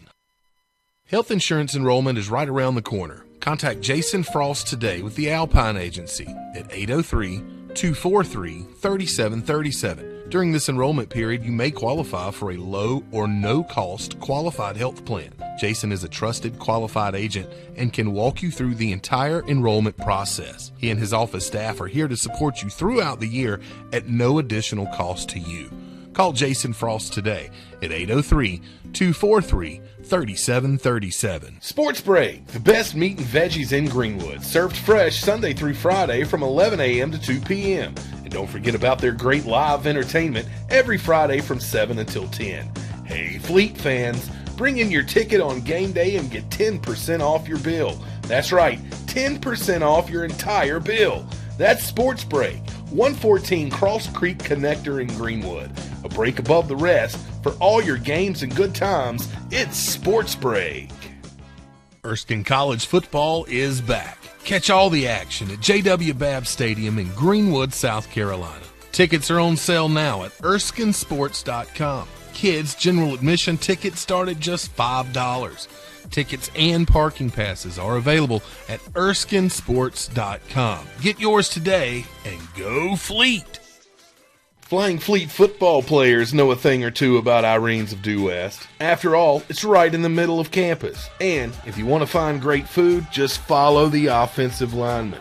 Irene's of Due West has the best pizza, wings, hot oven subs, seafood pasta, and Bluebell ice cream. Irene's has indoor and outdoor seating, and they're open 7 days a week at 11 a.m. For takeout, call 864-379-2850. Go Fleet from Irene's of Due West. Grits and Groceries is a proud supporter of Erskine College football. Go to gritsandgroceries.com to see their full menu. They're open Wednesday, Thursday, and Friday from 10 a.m. to 2 p.m. and Thursdays, they're open for supper from 5 until 9 p.m. Go to gritsandgroceries.com and you'll see their full concert and special events calendar, as well as all of their catering information. Grits and Groceries, 2440 Due West Highway in Belton. Go Fleet! Your Touchstone Energy Cooperative, Little River Electric, is a proud sponsor of the Flying Fleet this season. Since 1940, Little River Electric has been a part of the community by supplying power to homes, businesses, and schools and helping make them successful each and every day. Being a part of our community means being number one. This is Bobby Hamby on behalf of the entire staff at Little River Electric, your Touchstone Energy Cooperative. Join the Dode Phillips Club today and know that your investment plays a direct role in transforming the lives of our Flying Fleet football student athletes. At Erskine, we play football the Fleet way, pursuing the remarkable by emphasizing a Christ-centered, highly competitive, community-focused experience. Join the Dode Phillips Club by going to erskine.edu/football or call 864-379-6502 for more information today. And go Fleet! The Renaissance is Abbeville County's only senior living community. Just steps from the beautiful Erskine College campus, the Renaissance is a proud supporter of Fleet athletics. We invite you to tour our pristine 27-acre campus and experience what makes our community the number one choice for senior living in the Lakelands. We want to welcome you home to the Renaissance. Call for your tour today, 864-379-2570. The Belmont Inn is a proud supporter of Erskine College football. The historic Belmont Inn features updated rooms with beautiful views and every amenity you could imagine. Fleet fans far and wide choose the Belmont Inn as their game week home away from home, with great food and drinks, weekly entertainment, and so much more. Call for your reservation today at 864-366-9625. And go Fleet from the Belmont Inn. Health insurance enrollment is right around the corner. Contact Jason Frost today with the Alpine Agency at 803-243-3737. During this enrollment period, you may qualify for a low or no-cost qualified health plan. Jason is a trusted, qualified agent and can walk you through the entire enrollment process. He and his office staff are here to support you throughout the year at no additional cost to you. Call Jason Frost today at 803-243-3737. Sports Back here at JW Babb Stadium, it is halftime. Fleet are trailing Kentucky State Thoroughbreds by a score of 17-7. And your Little River Electric halftime report coming at you here. Let's take a look at some of these stats here. Of course, the score 17-7. Kentucky State, they got on the board first with a Brett Sly 4-yard run with 12-13 to play in the first quarter. They took the opening drive right down, Bobby. They went 6 plays, 53 yards, took 2 minutes, 47 seconds off the clock, went up 7-0. Thought the Fleet was in trouble there with 7:50 to play in the first quarter as Otis Odom runs for a 42-yard touchdown run. That was a 6-play, 59-yard drive that took 3:12 off the clock, and Kentucky State goes up 14-0 right there. But Fleet found a little bit of rhythm offensively on their next drive, and Erskine drives all the way down the field. 11-play, 75-yard drive, took 5 minutes and 9 seconds off the clock. They found Dylan Shiflett for a nice little throwback touchdown pass, 4-yard pass from Lance Brownlee, and cut into that lead, and Kentucky State led 14-7 right there. And then with no time remaining here before the half, Kentucky State kicks a 20-yard field goal. It was after a 12-play, 57-yard drive that took 4:05 off the clock. And that's where we stand, 17-7 here at halftime. Taking a look at some other numbers on the stat sheet in the first half here, Kentucky State, Benji 34 rushes for 224 yards. Erskine 10 rushes, -7 yards. Yeah. Got to be a little more efficient in the running category on that to stay with this football team, I'm afraid. Passing yards, only 19 yards on the day of passing for KSU. Erskine 82 yards. They're 17-12 on passing for 82 yards on the day so far. Let's see some other numbers down here. KSU's punted the ball 3 times for an average of 36.7 yards. Erskine's punted the ball 4 times for an average of 36.2 yards as well, too. Penalties, Kentucky State, 3 penalties for 40 yards. Erskine's done a good job in the penalty category. Only 1 penalty for 5 yards in the first half. and that's always a good sign to see when you can limit your penalties. Time of possession, Kentucky State leads 17 minutes, 6 seconds to Erskine's 12 minutes and 54 seconds. Third down conversions, KSU is 6 of 10 on third down conversions. Got to get off the field on third downs. That's the name of the game. Erskine is 0 of 5 on third down conversions, and red zone scoring chances 2 of 2 for KSU and 1 of 1 for Erskine. Taking a look here at some individual stats, rushing the ball, Josh Heatley, 6 carries, 19 yards, 4 yards loss on it, net of 15. Ja'Cory Tankersley, 2 carries, 2 yards, and Lance Brownlee. Here's where the negative number comes in: 2 carries for negative 24 yards. That's on 2 sacks. Sacks, yeah. Yep, it's sacks sacks. count as rushing yards in college. It kind of gets passing That's yards right. in the NFL, but it's it's different in college. Lance Brownlee, 12 of 17 yards on the day for 82 yards. Longest one is 20 yards. Seneca McKee, big game so far. Seneca got to get the ball to Seneca a little more, I believe, here in the second half. And also got to get the ball to Jamar Moore as well, too. Seneca with 9 receptions for 71 yards. Jamar with only 1 reception for 11 yards. And Seneca McKee needs 20 more yards to eclipse 1,000 yards receiving for the season. Got to get it to him today, no doubt. On the other side of the ball, Otis Odom, 5 carries for 60 yards, 1 touchdown on the day. Shaquan Oliver, 8 carries for 53 yards. Brent Slive, 7 carries for 49 yards and 1 touchdown. And Kendon Walker, 5 carries for 32 yards. Jerry Jonathan is 1 of 4 on the day for 19 yards. And Isaiah Jackson receiving 1 reception for 19 yards. And that's kind of where we stand with our individual numbers as well, Benji. It's kind of a tale of two different animals out there. And the animal from Kentucky State's leading the Flying Fleet by a score of 17-7, basically by running the ball. Yeah. They anytime you can rush the ball 34 times in a half, that's staying in front of the sticks right there. You mentioned 12 first downs there for Kentucky State as well. So we'll see how the second half unfolds. Erskine will get the ball. They will receive the second half kickoff, and see if they can put a drive together. Bobby, when they're rolling, when they're clicking, I mean, they have all the tools to go right down the field and score. Absolutely. And it's been proven. But it just one mistake and it gets them behind the chains, and it seems like a snowball effect. But we'll see if the Fleet put together a nice drive to open up the second half here. So we got a few minutes here at this Military Appreciation Day here at JW Babb. It was really nice seeing all the different armed forces. They just brought all the attendees here, all the fans that are servicemen and women out on the midfield, and honored them here at halftime.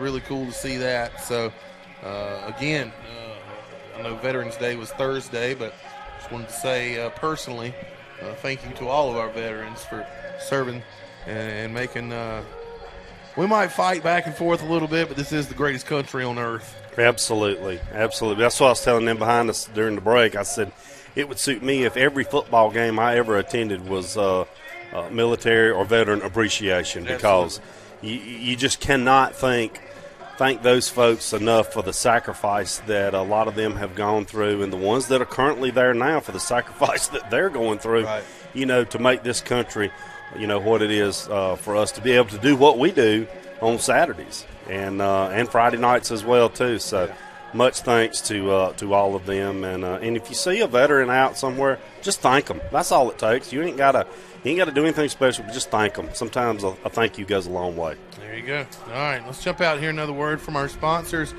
We'll be right back with some scores from around the country here on the Little River Electric halftime report. Kentucky State leads 17-7 at half. We'll be right back.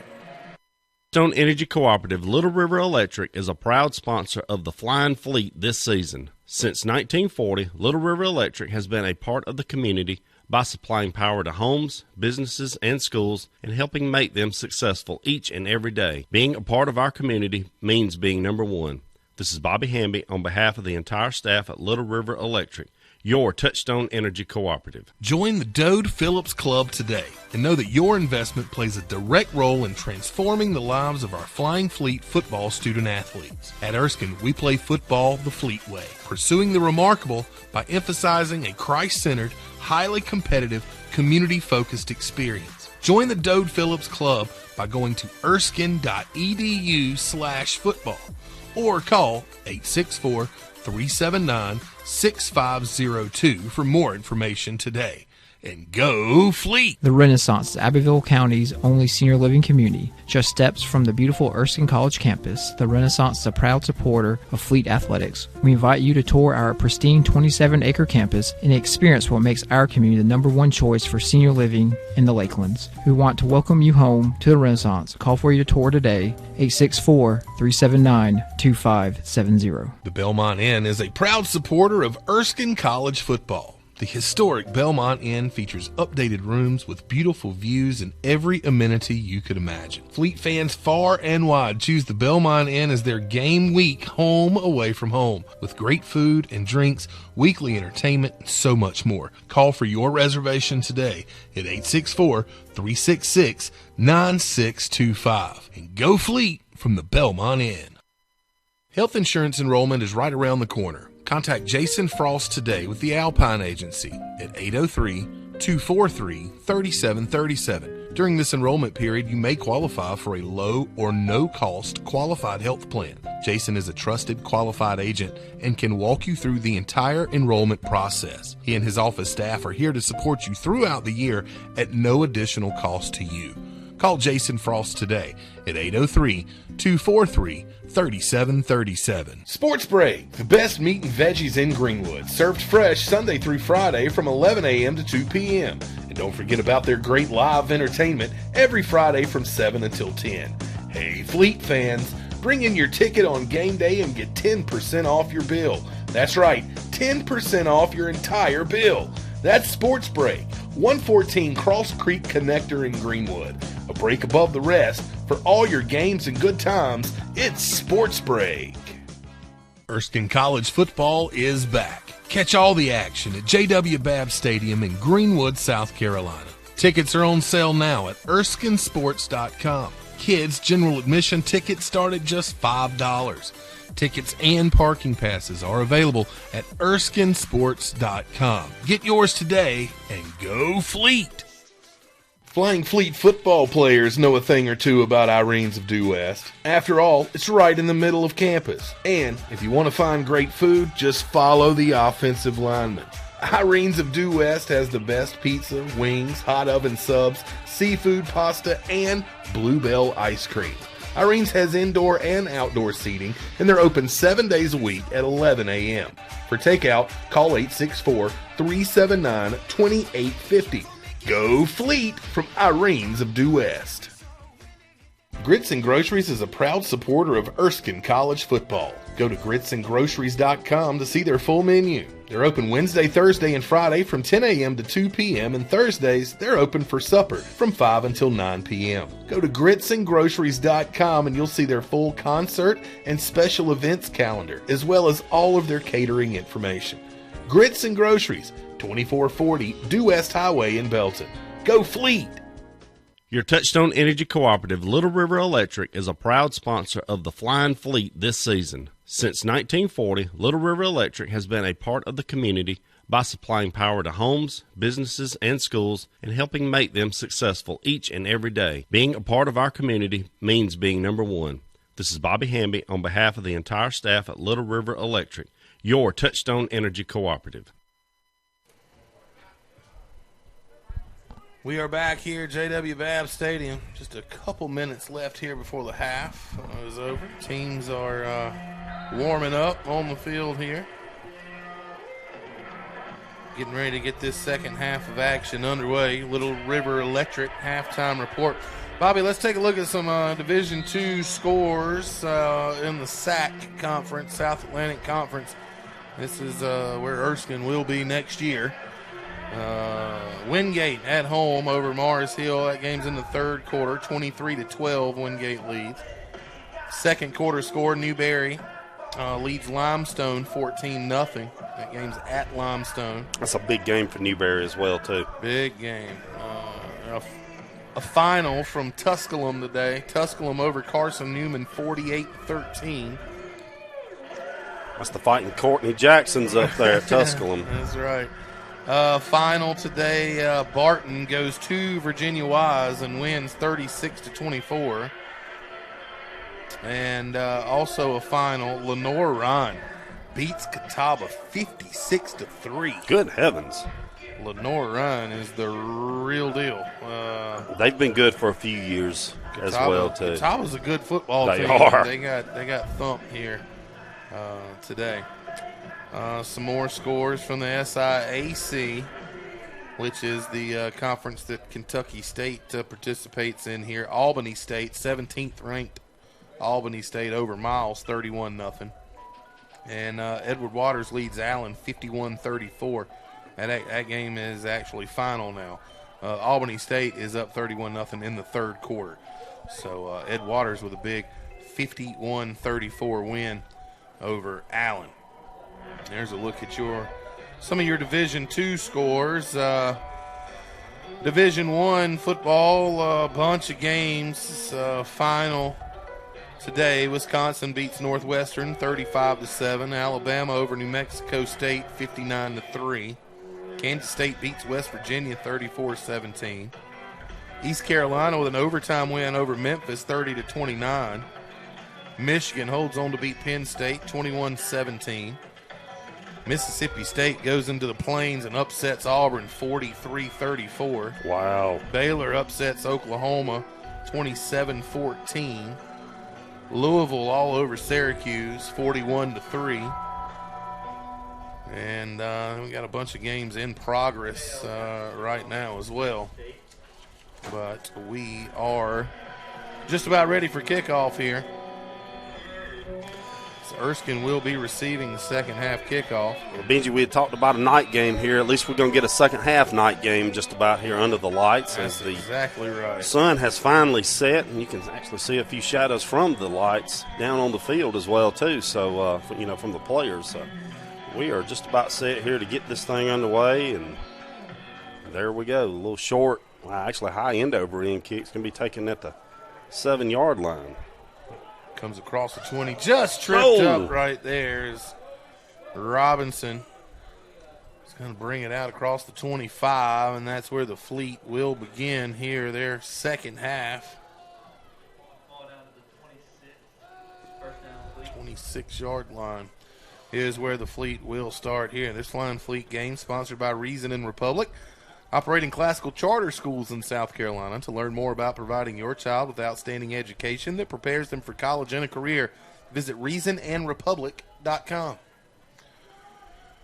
Brownlee is the quarterback, and he's going to roll off to his right. He's looking for McKee, who climbs the ladder and pulls that one in, and he'll have a big gain there all the way down to the 42-yard line. I really would like to see Erskine try and stretch the field downfield a little bit more here in the second half. They're lining up quick and going fast, Benji. Pedals to the metal. It'll be a swing pass out to McKee. He makes a man miss and stretches the ball out to the 45-yard line. Bobby, if I'm not mistaken, now Seneca McKee needs about 2 yards receiving to eclipse 1,000 on the season. And they're going to try to find McKee again. That ball was kind of tipped before it got to him. So that goes incomplete. Devontae Roberson was actually streaking down the field right there. I think Brownlee glanced and saw him up. He had him in a one-on-one coverage, but chose to check it down to McKee there. Now it's 3rd down and 7. Ball on the Erskine 44-yard line. 3 wide out to the right. Now they got whistles.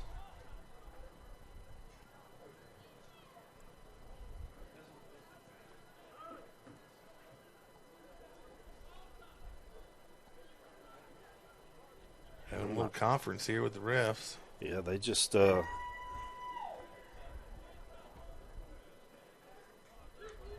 They're agreeing to disagree on something out there. I'm not sure what.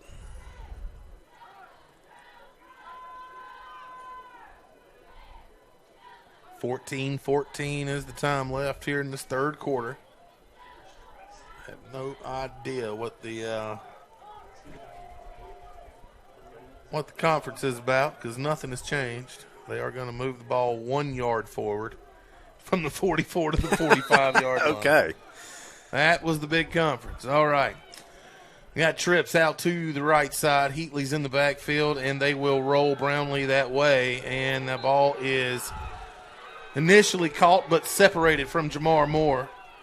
Incomplete, and that'll bring up fourth down.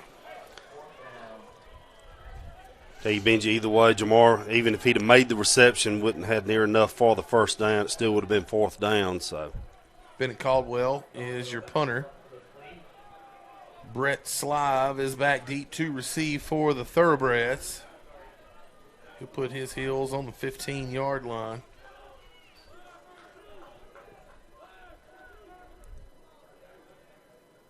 Snap is back to Caldwell, and it is a end-over-end punt. That will be fair caught. Ooh. And bobbled. He almost dropped it. He did, but they'll start 1st and 10 at the 27-yard line. How about Camden Lee, the long snapper? He doesn't get enough credit.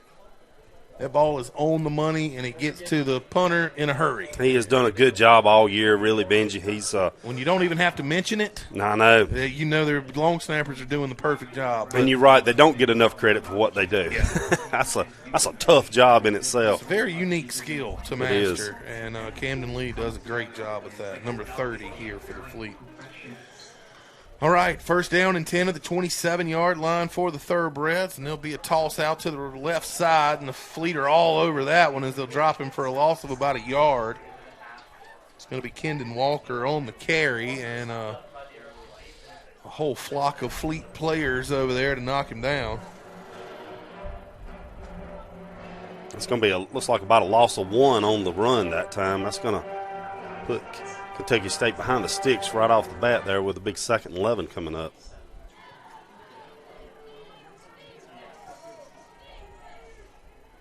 Quick screen pass out to the left and pushed out of bounds. Defended by Javon Mack. That's the 3rd pass of the game that time by Kentucky State, Benji. You probably won't see another one until the 4th quarter sometime. That's right, 1 1/4, I think, is all they allow themselves. They call him J.J. Mack from Clark Central High School there in Athens, Georgia. He's just a freshman, but Coach Boyd and the defensive coaches, they really like Mack out there. Said he has all the potential in the world to be an outstanding football player. Double wing again for the Thoroughbreds, looking to throw again. And he almost falls down and catches it, but out of bounds, incomplete.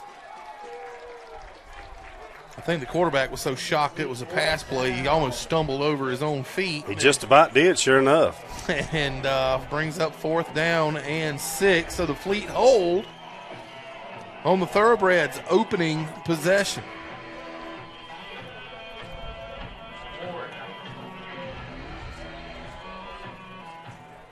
Jelon Walton back deep to receive.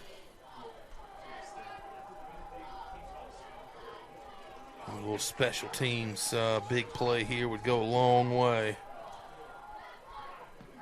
Go after it. They don't get a finger on it. It's going to be a wobbly kick. It'll take a huge Kentucky State bounce.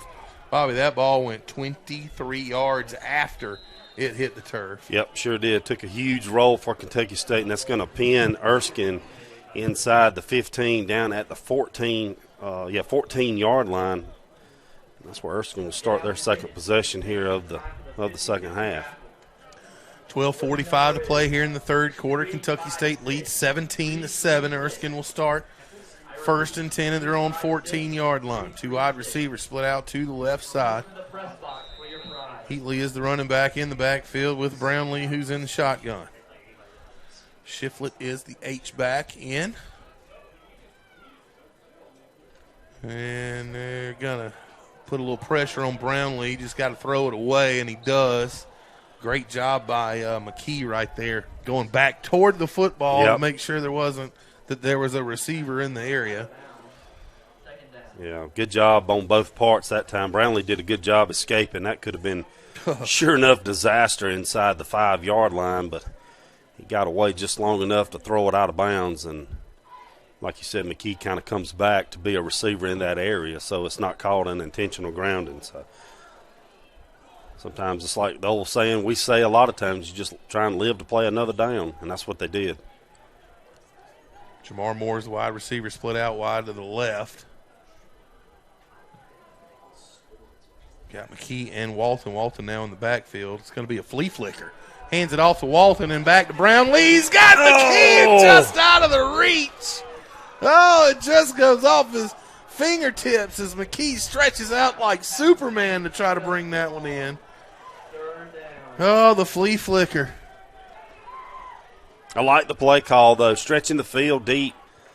McKee definitely had his man beat, and the pass was just slightly overthrown. Got to give McKee a lot of credit for stretching out to try and haul that pass in, though. I mean, that ball was 6 inches overthrown. If it was a half a foot back toward the line of scrimmage, he'd be in the end zone right now. Brownlee looking to throw. Here's McKee. He's going to shovel it over there to him, and he will get out to about the 18-yard line. That'll bring up 4th down. But a career milestone here for McKee as he is now over 1,000 yards receiving on the season. That's an incredible accomplishment.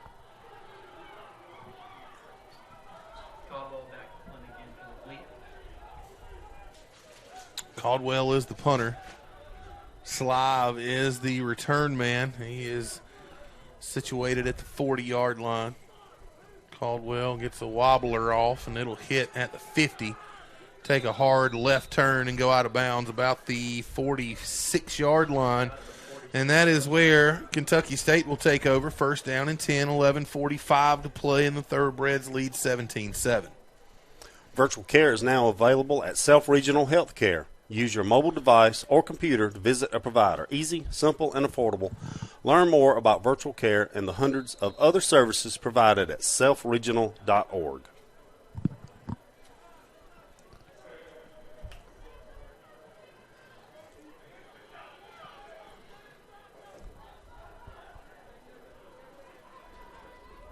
KSU comes out, double wing backfield. They'll hand it off to the A-back, and Holloway is first to make contact there. Going to give him a gain of about 6 yards there, maybe 5. It'll be a 5-yard gain, 2nd down and 5. Ball now in Erskine territory at the 49-yard line.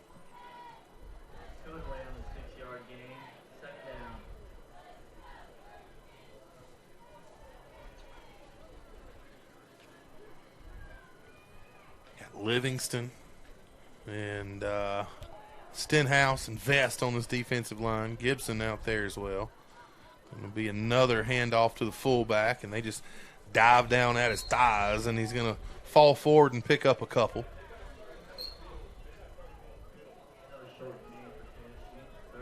Third down and a long 2 here for KSU.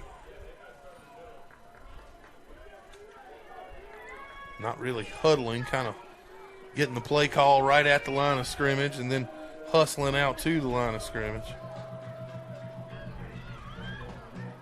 Play clock now goes under 15 seconds. Tight end will situate on the left with the double wing backfield. Another handoff to the A-back, and he's stopped. What a great play right there. Brandon Lane comes, puts his helmet in his shoulder, drops him for no gain. Actually, he'll lose about 1.5 yards, maybe 2 yards. And that'll bring up 4th down and about 4 yards here for the Thoroughbreds. Looks like they're thinking about going for it. Yeah, it looks like they're keeping the offense on the field here. Could be another one of those offensive formations, and then the quarterback just drops back and they do a little quick kick. We saw that earlier in the game. Fleet defense also has to be wary of a hard count here. A offsides penalty would give them a 1st down. And they're going to try the option pitch, and it is going to be plenty enough for the first down as Freeman runs all the way down the sideline. They ate up the fullback, but you got to account for the quarterback and the pitch man, and the pitch man is Jimmy Foreman. Well, I tell you, Benji, everything was just stacked up right in the middle of the football field, and they just kind of went to the outside where there was no one and picked up plenty of yards to pick up the first down. First down and 10, ball on the 36-yard line of the Fleet. 9 minutes, 18 seconds here in the third quarter. KSU leads 17-7. Double wing look, and they'll motion out to the right, looking to throw. They're going to try to go deep and overthrown, incomplete. Tell you what, this turned into an air raid. That's got to be what, the fifth pass? Fifth pass. Attempt? Yep, that's the fifth one on the day for him. He kind of had a receiver in the corner down there. Just he got completely turned around, and pass was kind of to the outside of him. He couldn't get to it, but quarterback's going to have to ice his arm after the game's over. He's not used to throwing it this much. Incompletion stops the clock, 9:04. Second and 10, ball on the 36-yard line.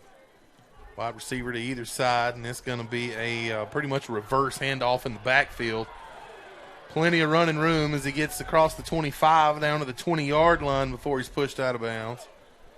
Pickup of about 12 yards and enough for a Kentucky State first down. That was Kendon Walker on the carry for the Thoroughbreds. He had 5 carries for 32 yards in the first half.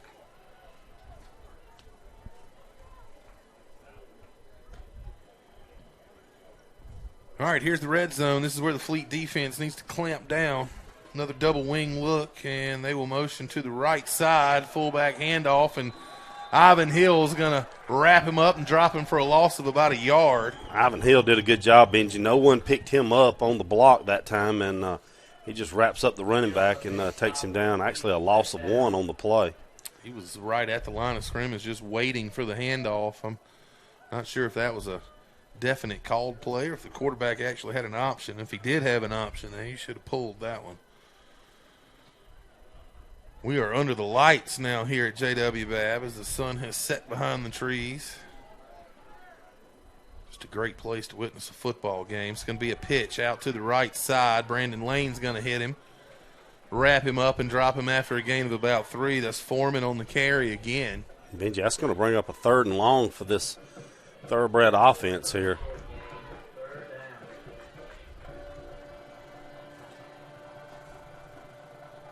Third and about 8 coming up here. Ball's just outside the 15-yard, well, call it 17-yard line. Under 7.5 to play. We're halfway through this third quarter already.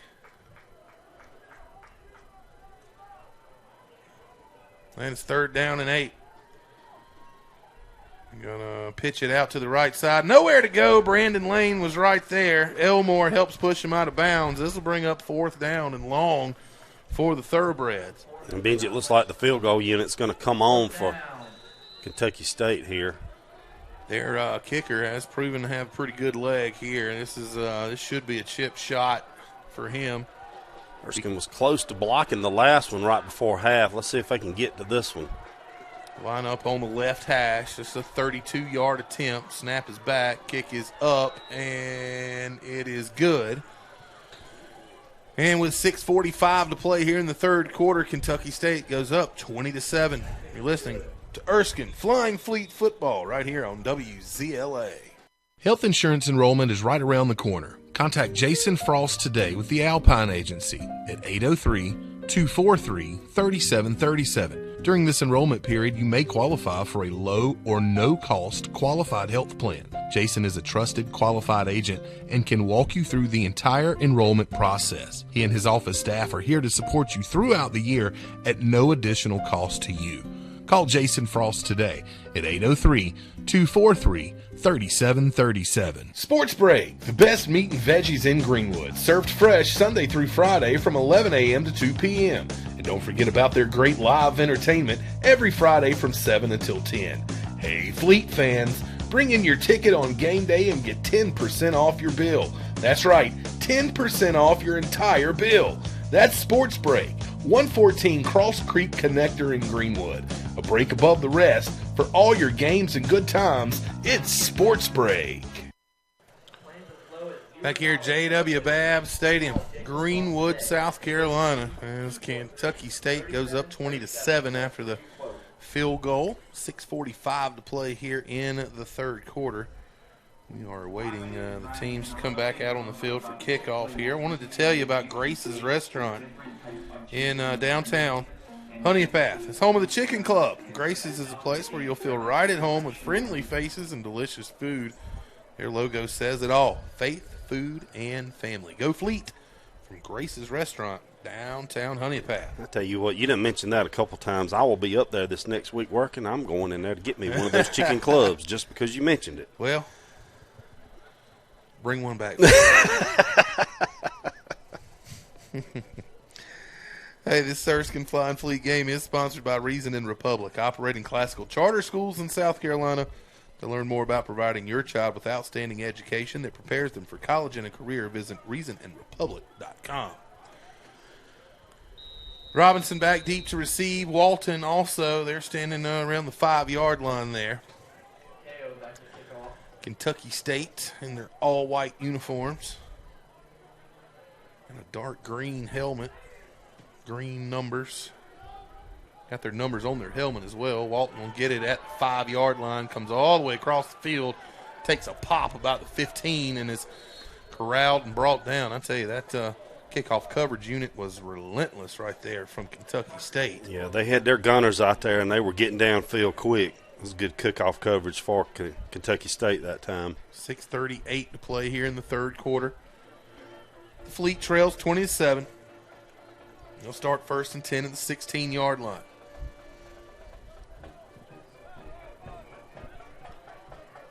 Wide receiver to either side. 2 tight ends here for the Fleet. So hand it off to Heatley. Makes a little spin move right at the line of scrimmage, and he'll get stood up. That's going to be a loss of about 2 yards. Here's a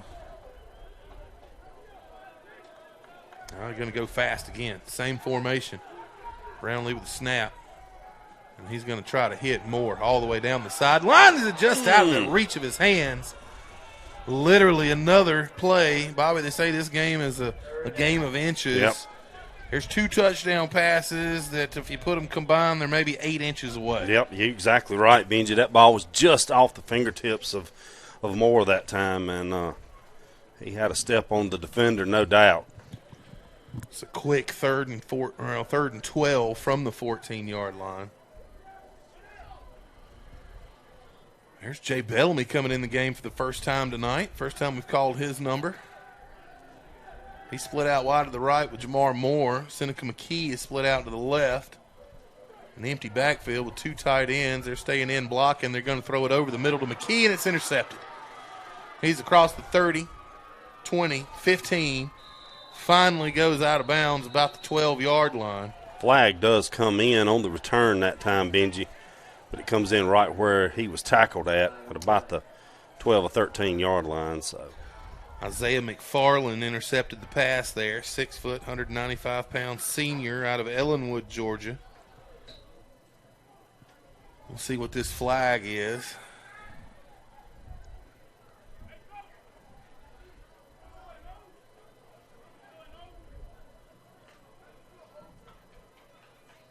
After the interception, blocking the back on the defense, number 21. Penalties 10 yards, follow the foul, will be first down. So it's going to be a block in the back on the return, Benji, and that's going to bring it back out to about the 24-yard line, it looks like. Kentucky State will have it 1st and 10. 20-7 is our score. 6:01 to play here in the third quarter. Fleet done a great job of keeping them out of the end zone here. They've kicked a couple field goals. See if this defense can hold out one more time. Maybe get a turnover here. That'd be a nice little jolt of energy. Let's see if you can drum one up. I ain't had no luck so far. Hand off right up the middle. There goes Brett Slive for a touchdown, untouched. There was confusion on the Erskine defensive line there as they were trying to get into position. Slive goes 24 yards untouched for the touchdown. Yeah, he had a hole big enough you and I could have ran through that and side by side if we'd have wanted to that time. Like you said, a lot of confusion up front on the Erskine defense. It's almost like they just wasn't quite ready and couldn't get set just in time. They just wasn't lined up? Yep. Absolutely was not lined up yet. 5:55 to play. 26-7 is now the score, waiting the PAT.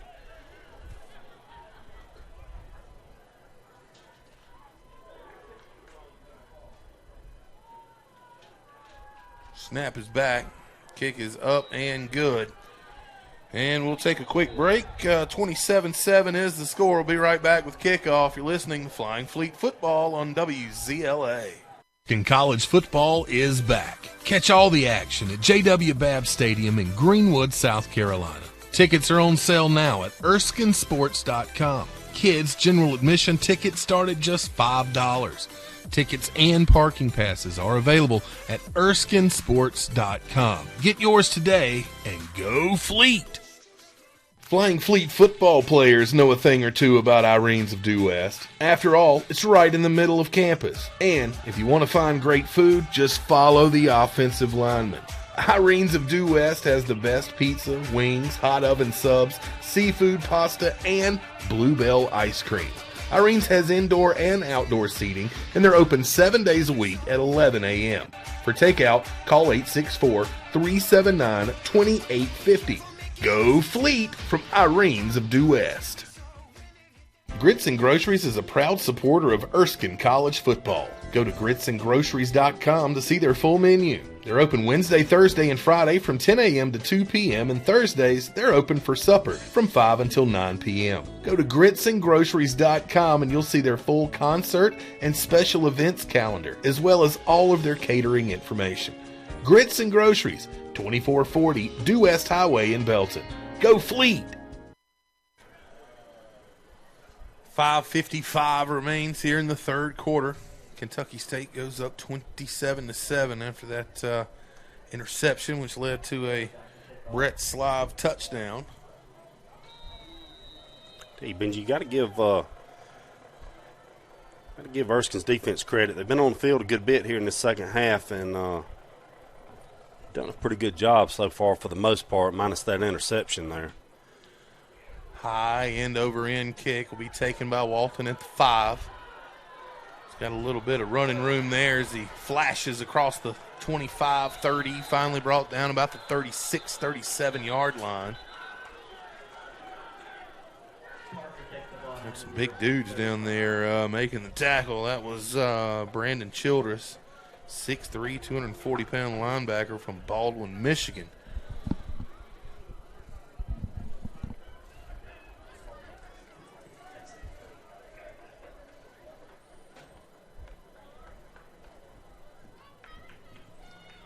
And the Fleet will start first and 10, ball at the 36-yard line. Carolina Ford, Little River Electric, Reason Republic, and the Commercial Bank for their support. One thing we have not seen yet from the Fleet, Bobby, is Lance Brownlee. He's a pretty good runner. We haven't seen any designed quarterback runs yet That's today. true. Looking to throw. He's going to load up for Seneca McKee. He goes up and brings it down all the way down to the 25-yard line. That'll get you going again. Huge play right there is the little play-action pass, and McKee in one-on-one high points the ball and brings it down, and the Fleet are already ready to snap it. Two wide to the left, two tight ends looking to throw. He's got Moore in coverage by himself over here on the side, and the ball is knocked loose. That was Samuel Brown on coverage. He's out of East Archer in Atlanta. That's big-time high school football there in inner city Atlanta. Mm-hmm. I don't know how many A's they have in Georgia, but that's all of them. Don't get much bigger than that. No.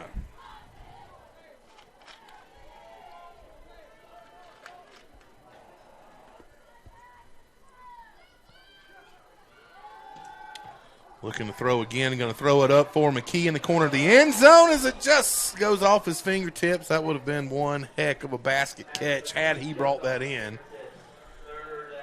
Oh, Brownlee put that one in the right place, though. I mean, that was pretty. A little corner route there to the front pylon.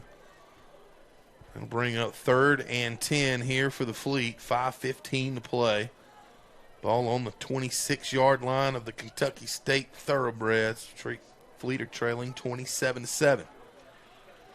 McKee goes wide to the right. You got 2 wide receivers. That's Bellamy and Moore to the left. Brownlee looking to throw, and there's a little wheel route right there, and that is a nice catch by Walton as he'll pick up the first down inside the 15 to the 14-yard line. BJ did a good job just kind of running him out of the backfield, like you said, on a wheel route, and he was wide open. Plenty of yards for the first down. That's going to be a 1st and 10. They can pick up a first down inside the 5-yard line, it looks like. Heatley in the backfield, and they're going to hand it to him as he will get to the 15. Back to the line of scrimmage, and that's about it. They ripped the ball out of his hand. They said forward progress had stopped.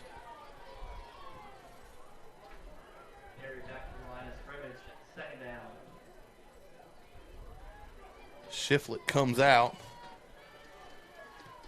Roberson comes in.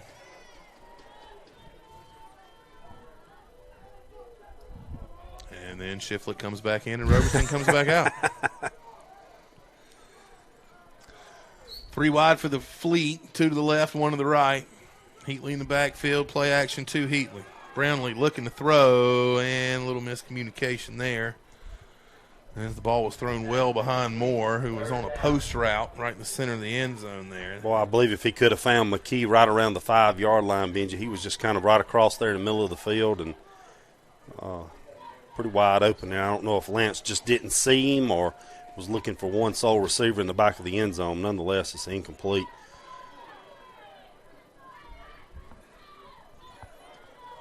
Third and 10 from the 14-yard line. 4:14 to play here in the third quarter. Fleet trying to get some points on the board here. Looks like they're going to call a timeout as the play clock got all the way down to 8 seconds. Let's take it with them. We'll be right back with more Flying Fleet football on WZLA. Your Touchstone Energy Cooperative, Little River Electric, is a proud sponsor of the Flying Fleet this season. Since 1940, Little River Electric has been a part of the community by supplying power to homes, businesses, and schools and helping make them successful each and every day. Being a part of our community means being number one.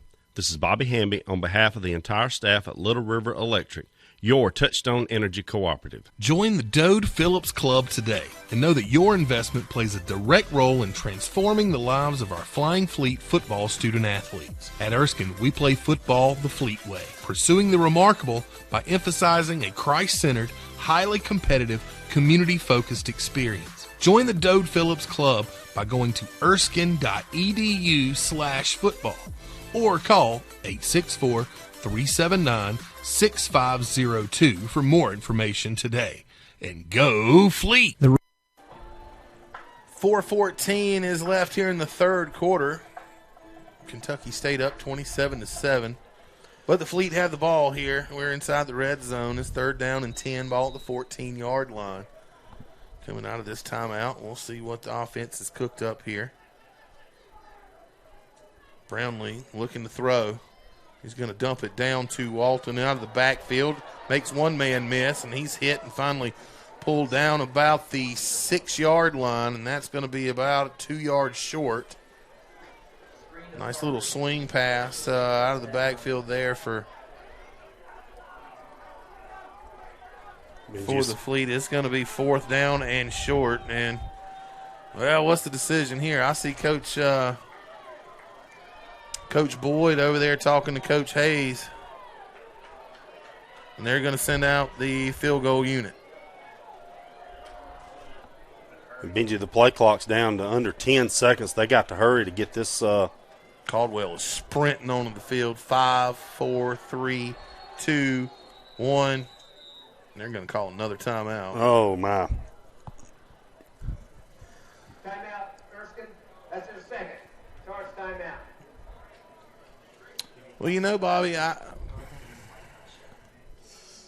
If you kick the field goal, the ball's on the 6-yard line. So, I mean, even if you would have taken the delay game, you're still going to be kicking from the 11, which would have been a 27, 28-yard field goal. you could have saved that timeout. Still very doable.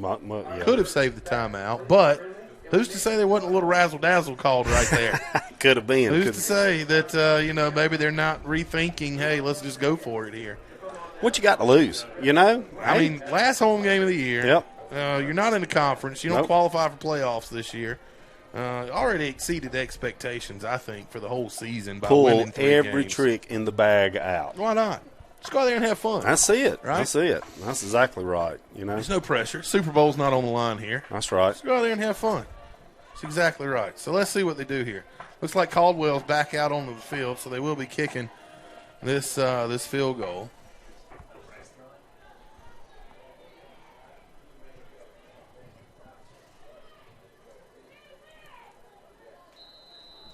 This will be a 23-yarder. Yep, 23 yards.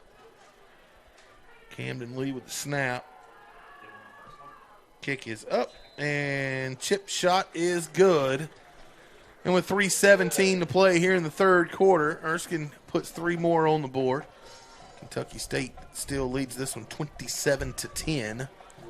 Let's just keep it right here as we await kickoff.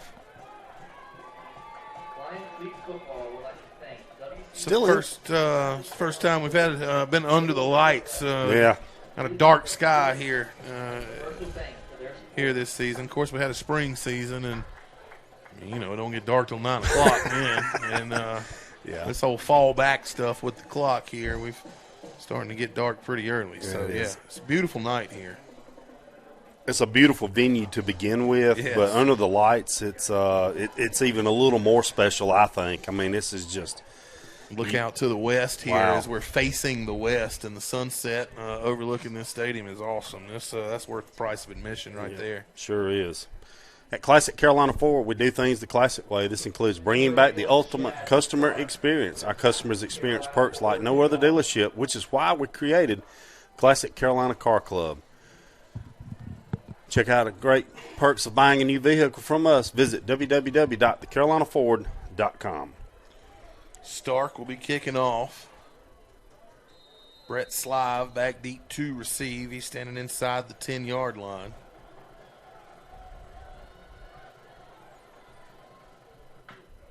High end over end kick, and it will hit at the 12. And it checks up right there as Slive picks it up and is going to cross the 40, 45, 50 across midfield. Ah, goodness. I mean, he was shot out of a cannon. Is that a shoe out there on the 19-yard line? I don't know what that is, but I think somebody ran out of a shoe. Yeah, the ref's going to pick it up. Yep. It is. That's exactly what it is. I believe somebody lost their shoe. Kentucky State will get into Fleet territory there. I can promise you, Benji, I've never been able to run fast enough to run out of my shoes. Well, I'd like to do that just once. That would be fun. Yeah. Feel the wind go through your hair real quick.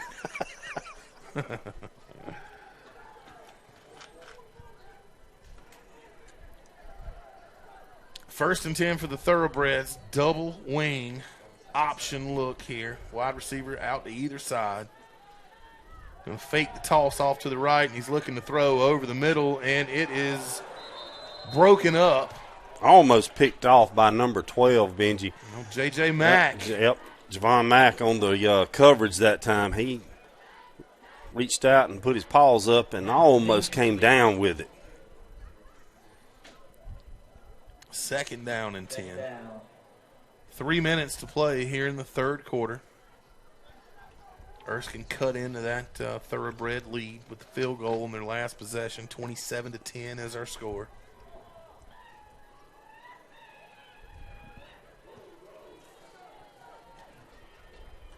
Double wing, tight formation again, and they will toss it out to the right side, and a little bit of running room, but Fleet come and make the tackle pretty quickly there as Komodo.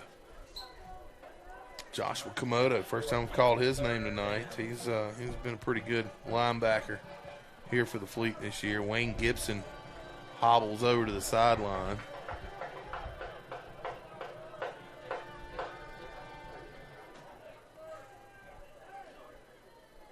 Under 2.5 minutes to play now in the third. It's 3rd down and 9, ball at the 46-yard line of the Fleet. Going to sit wide outs to both sides. Double wing formation for Kentucky State. And fake the toss. He's looking to throw again. He has pressure right in his face, but finds a wide receiver. It's called at the 30, 20, still down to the 15, slung out at the 12. There's going to be a flag, and it's going to be holding. Fleet brought pressure right in the face of the quarterback, Jerry, there. And holding is the call, so they'll negate all of that. And this is going to come back. That's a It'll be 10 yards from the spot. That's if right. the spot's where the flag is, we're going to go way back. On the offense, number 71. Phillies 10 yards from the previous spot. Repeat 3rd down. That'll put the line of scrimmage all the way back at the 44-yard line. They've got to get to the 43-yard line of the Fleet. So that's 3rd down and about 19 yards. 3rd down and a slow Sunday stroll here for the Thoroughbreds as we're under 2 minutes to play now in the third quarter. They don't get in no hurry, that's for sure. Play clock under 10. Double wing again for the Thoroughbreds, and this time they fake that toss again. Here comes pressure. They'll drop him in the backfield. Blitz off the edge, and that was Wilbur Ramos. And Benji, I think that's Erskine's first sack of the day, if I'm not mistaken. May have had one in the first half, but that's the first one I can remember. Nice play by Wilbur Ramos. He come off that edge, Benji, untouched, and he just got to the quarterback and took him down. So big defensive stand by the Fleet that time, and let's hope this breathes a little life into this Erskine sideline over here and get a little momentum on their side as they about to get the ball back. That was the first sack of the game for the Fleet, but I mean they don't throw it ever. I mean, so true. Bunch of tackles for loss, but that was a nice sack there for the Fleet. And they're going to get offensive lineman here as he twitched a little bit as the Fleet were threatening to blow through the A gap there. So that should be 5 more yards backwards for Kentucky State.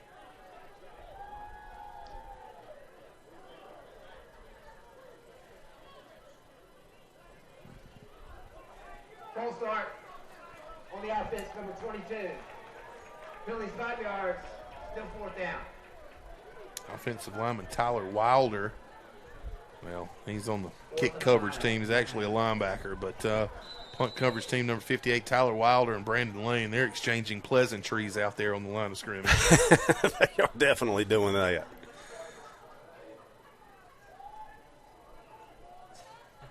Here goes Lane. His punt comes Oh. off, and that's going to be roughing the punter, Bobby. That'll be a personal foul. And on 4th down and 29, that flag right there will give them an automatic first down. And the punter, he is still down. He's hurt, I believe. He's either hurt or he deserves an Oscar.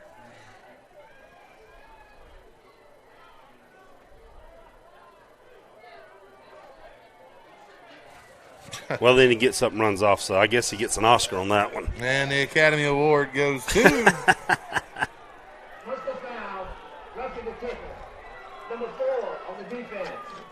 Phillies 15 yards from the previous spot, and an automatic first down. That was number 4, Ty Simpson. He was just trying to get there to block the punt there, Benji, and just as he went for the ball, just kind of rolled into the back of the leg of the punter there, and they immediately threw a flag on that.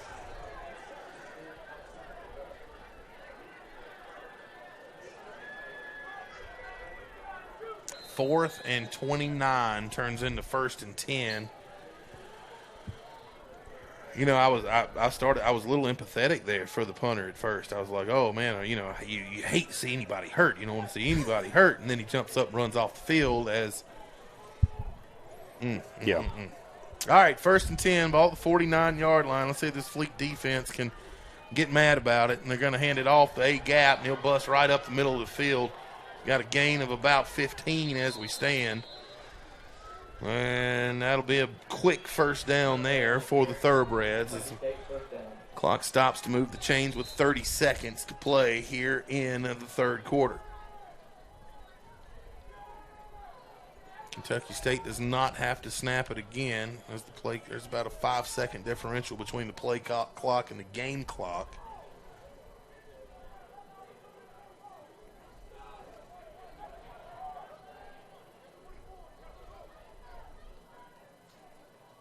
Hand it off to the A-back again as he picks up 10. He's still churning his way down for a gain of about 13 yards.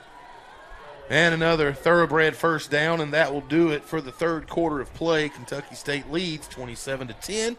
We'll be right back for our fourth stanza here from J.W. Babb Stadium. 27-10 is our score. Erskine got a little catching up to do. We'll be right back with more Flying Fleet football on WZLA. Belmont Inn is a proud supporter of Erskine College football. The historic Belmont Inn features updated rooms with beautiful views and every amenity you could imagine. Fleet fans far and wide choose the Belmont Inn as their game week home away from home, with great food and drinks, weekly entertainment, and so much more. Call for your reservation today at 864-366-9625. And go Fleet from the Belmont Inn. Health insurance enrollment is right around the corner. Contact Jason Frost today with the Alpine Agency at 803-243-3737. During this enrollment period, you may qualify for a low or no-cost qualified health plan. Jason is a trusted, qualified agent and can walk you through the entire enrollment process. He and his office staff are here to support you throughout the year at no additional cost to you. Call Jason Frost today at 803-243-3737. Sports Break, the best meat and veggies in Greenwood, served fresh Sunday through Friday from 11 a.m. to 2 p.m. And don't forget about their great live entertainment every Friday from 7 until 10. Hey, Fleet fans, bring in your ticket on game day and get 10% off your bill. That's right, 10% off your entire bill. That's Sports Break, 114 Cross Creek Connector in Greenwood. A break above the rest. For all your games and good times, it's Sports Break.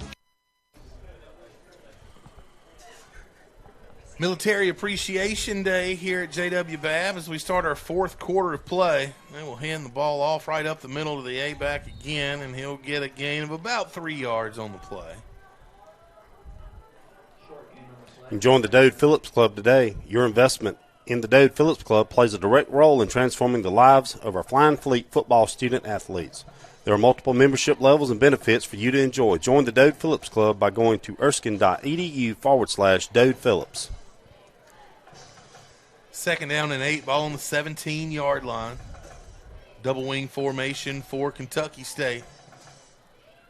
Tall sweep out to the right side. The Fleet have him pinned up. Nice job by Gibson to drop him down behind the line of scrimmage.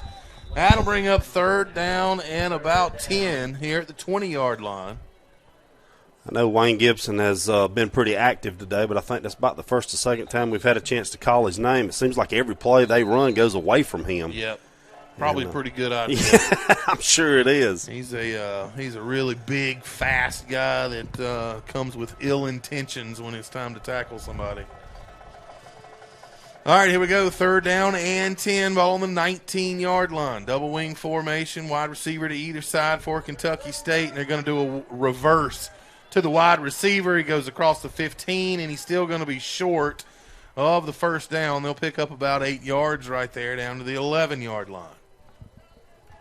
Beautiful call. Yeah. Absolutely beautifully drawn up play. Everything looks like it's going to the left, and there's a wide receiver, whoop, to the right. And that's the first time we've seen something like that today, Yep. and I'm sure, it's just misdirection at its best. I see it. 4th and 2, let's see what Kentucky State does. It's like they're going to keep the offense on the field and go for it here. Got their leading rusher at the fullback spot here. They'll hand it to him. So he crosses the 5 and in to the end zone for the Kentucky State touchdown. That's one way to put it on, put 6 more points on the board. Just hand it off to your big fullback right up the middle there. And Brett Slive came into the game 4th on the all-time rushing list for Kentucky State, and he's proven why.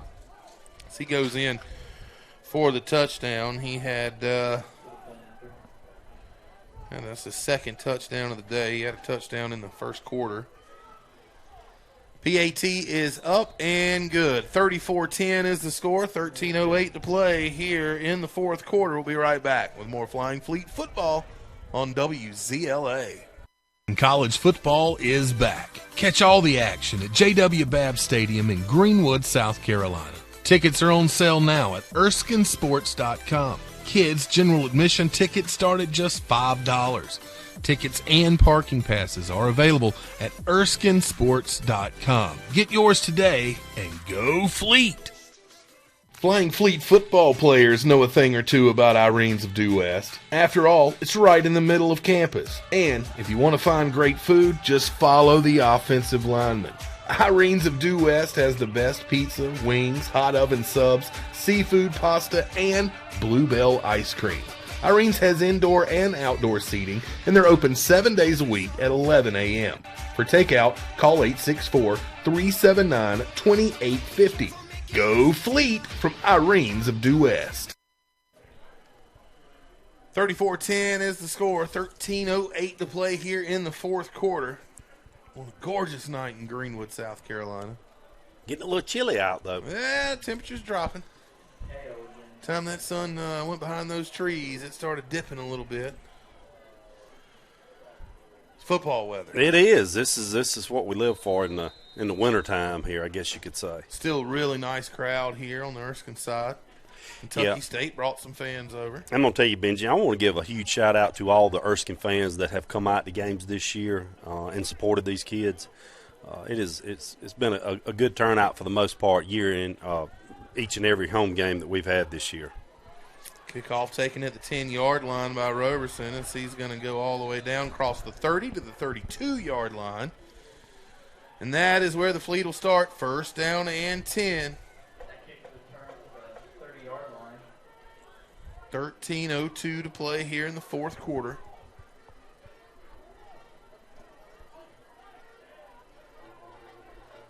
Fleet down 3 possessions. They need to steal one. They need a quick one. They need a quick hitter, and they need to steal a possession. An onside or a turnover or something. This Kentucky State offense is meant to just grind you to death, just lull you to sleep. We got 2 quarterbacks on the field right here. Do I smell a little razzle-dazzle? That is Brownlee in the shotgun. Bryce Jeffcoat is in the slot to the left. Jeffcoat's going to go in motion, and there is flags. Delay a game. Delay a game. Delay a game. The offense, number 16. Penalties, 5 yards. Still first down. They're saying that the clock never reset, but I'll be honest, I wasn't looking at the play clock. I wasn't either. 5-yard penalty. 1st and 15 is the score, or is the down and distance here. Swing pass to Jeffcoat. Now he's going to throw it. He's got McKee wide open down the sideline. He's caught it. Across the 40, 30. Still fighting all the way down to the 28-yard line. That'll flip the field pretty quick. You had to know something was up when 2 quarterbacks are on the field right there. Of course, you and I knew that. Yep. Most of the people in the stadium didn't, but nevertheless, here we go. Fleet are ready to go fast. Brownlee looking to throw. He's got McKee again as he catches it and just balls up in the ball to keep from getting smacked out there on the 18-yard line. And Benji Jeffcoat's remained in the game in the slot position on that far side over there. So might as well. Well, if he comes out, then that'll give Kentucky State a chance to move to swap players as well. Oh, that's it's got to be a false start on everybody but the center. That's one of those plays where everybody moves and the center doesn't snap the ball. yeah. See how the white hat describes it. Snap infraction.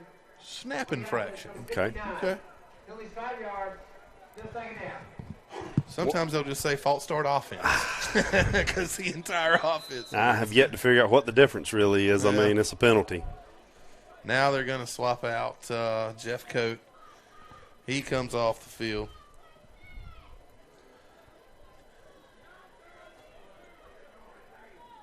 Roberson and Bellamy split out wide to the left, and they're going to get Roberson on a little crossing route underneath there, and he will pick up a few yards. That'll bring up third down. Third and about 4, and the ball will be at the 22-yard line. Tell you, Benji, one thing I've been impressed with this Kentucky State team is their tackling. They do a real good job at tackling, even in one-on-one situations. And Erskine trying to inch a little closer back in this game here. 3 wide, split out wide to the right. Going to send Walton in motion out of the backfield. Brownlee's looking to throw now. We pull it down and run. We hadn't seen this yet today. And he does such a great job when he does find some running room. And they'll pick up the first down. Move the sticks. First down, Fleet. Ball at the 15-yard line. Snaps already. He's looking to throw to the end zone. Seneca McKee, touchdown! Touchdown, Fleet, 15-yard pitch and catch from Brownlee to Seneca McKee for the touchdown. And the Fleet, I think, are going to go for 2. Maybe not. There's Bennett Caldwell. He comes out onto the field. Took a while. I didn't see the kicker. Took a while for him to come out. I thought they might go for 2. So with 11:06 to play here in the fourth quarter, the Fleet get on the board again. Lee with the snap. Jeff Coate with the hold, and Caldwell with the kick is up and good. And the Fleet cut into the lead here. They trail 34-17. We'll be right back with kickoff. You're listening to Flying Fleet Football on WZLA. Grits and Groceries is a proud supporter of Erskine College football. Go to gritsandgroceries.com to see their full menu. They're open Wednesday, Thursday, and Friday from 10 a.m. to 2 p.m. and Thursdays they're open for supper from 5 until 9 p.m. Go to gritsandgroceries.com and you'll see their full concert and special events calendar, as well as all of their catering information.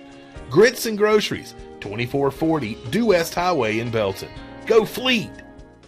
Your Touchstone Energy Cooperative, Little River Electric, is a proud sponsor of the Flying Fleet this season. Since 1940, Little River Electric has been a part of the community by supplying power to homes, businesses, and schools and helping make them successful each and every day. Being a part of our community means being number one.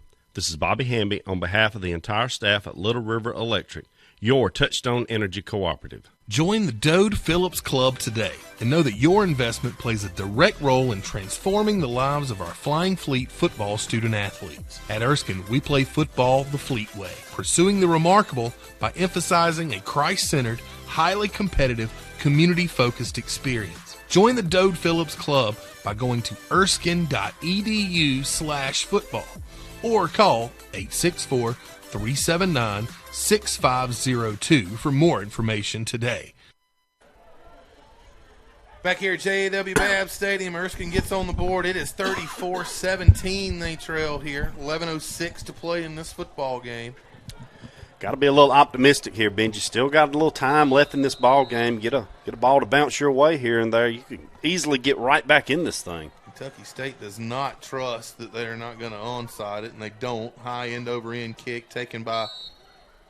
And see, that's the fair catch in the field of play, which I have never liked that call. Bobby, to be honest with you, he didn't call for the fair catch till after he caught that ball right there. I mean, he caught the ball and then throws his hand up like, hey, honestly, he's fair game at that point. I would think so. You have to make a clear motion that I am fair catching this ball before you catch the ball. Yep. You're going to give him the fair catch there. I will say he did make a motion before he called it. It was brief. All right. But I just don't like the rule. Yeah. I mean, in the field of play. In the field of play. And I understand why they do it. They say it cuts down on concussions, and I know they got numbers and studies and all that, but this is football. This is football. All right. I wonder what kind of rules change they have in the game of rugby. That's the most physical game with no pads. Yeah. You sign up for that, you shouldn't know better. That's a death warrant. Swing pass, and he is got plenty of running room across the 50. Finally dragged down the Erskine 40-yard line. 35-yard gain right there for the Thoroughbreds.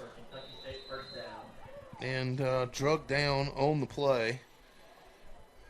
David Haynes makes the tackle.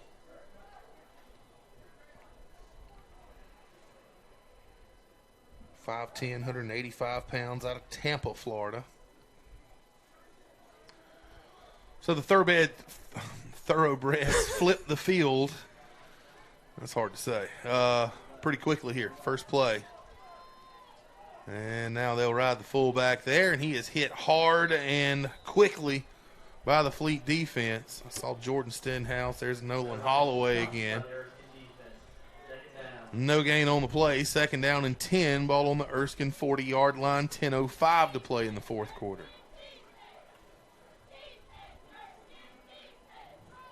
You know, Benji, it's a pretty long season for these Division II schools like this. There's no open date. Yeah. Or at least not, around here it's not. So they've played, this will be 11 weeks straight they've played football game. Double wing formation. Fullback gets it again. He finds a little hole across the right side of the line. He'll pick up 5, 6, 7 as he's still digging. All the way down to the 33-yard line. That'll bring up third down and about 4, long 3.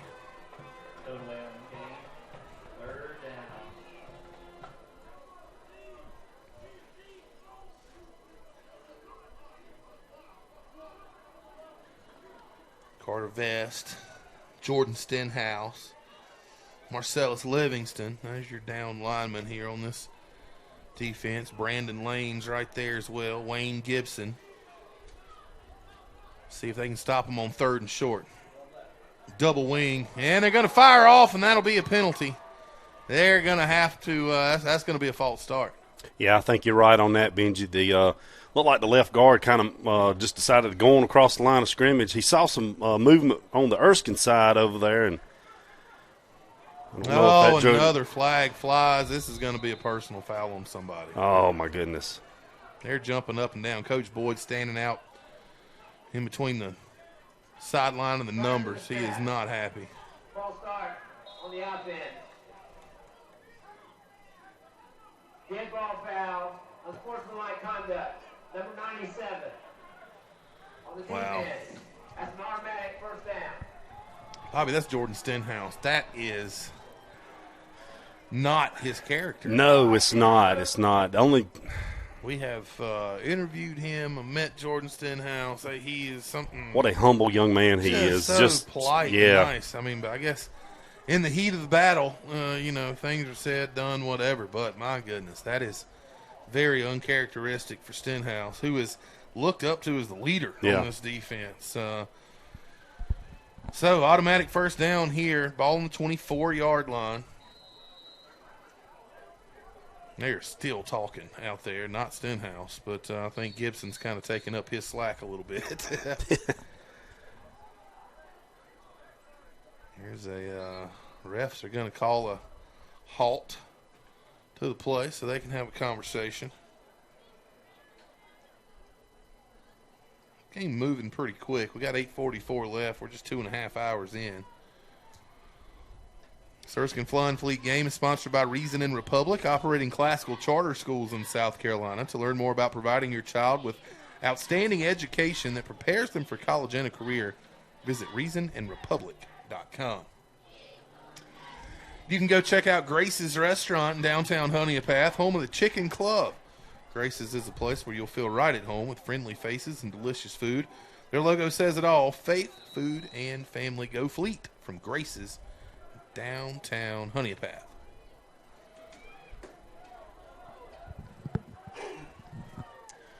All right, let's try it again. First down and 10, ball on the 24-yard line, double wing look. They'll hand off to the fullback. There is Stenhouse with the tackle. A gain of 4 yards, second down and 6.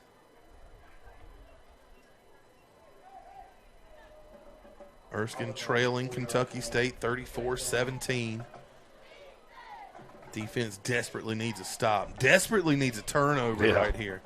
No more points on the board for Kentucky State is really the only recipe here for the Fleet in their last game of the season. Another fullback handoff to Slive, and he will fall forward for a gain of about 3. Bring up third down and short, which is just what this offense wants, Bobby. They want to grind it out. They don't mind getting to third down, 3rd 2, 3rd and 3, 3rd and 4, something like that. That's what they want. Yep. Not only does it grind it out, but it takes more time off the clock as well, too. And this Fleet defense has got to dig down deep, find a little extra mojo right here on 3rd and short.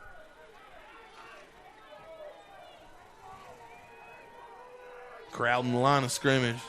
Double wing look. They're going to hand it off. Slive right up the middle, Bobby. Untouched, 16 yards. This is 3rd touchdown on the night. For the touchdown. Touchdown, Kentucky State.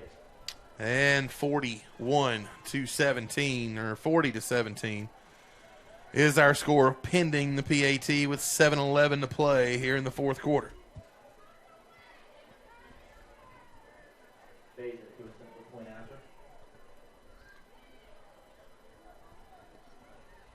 Slive gets all the credit for that touchdown, Bobby, but how well blocked. Oh, my goodness. Yeah, you got to give that big offensive line of theirs a lot of credit on that. They opened up a tremendous hole, and, you know, he did the easy part. You don't see fullback dives go untouched very often. No, this is true.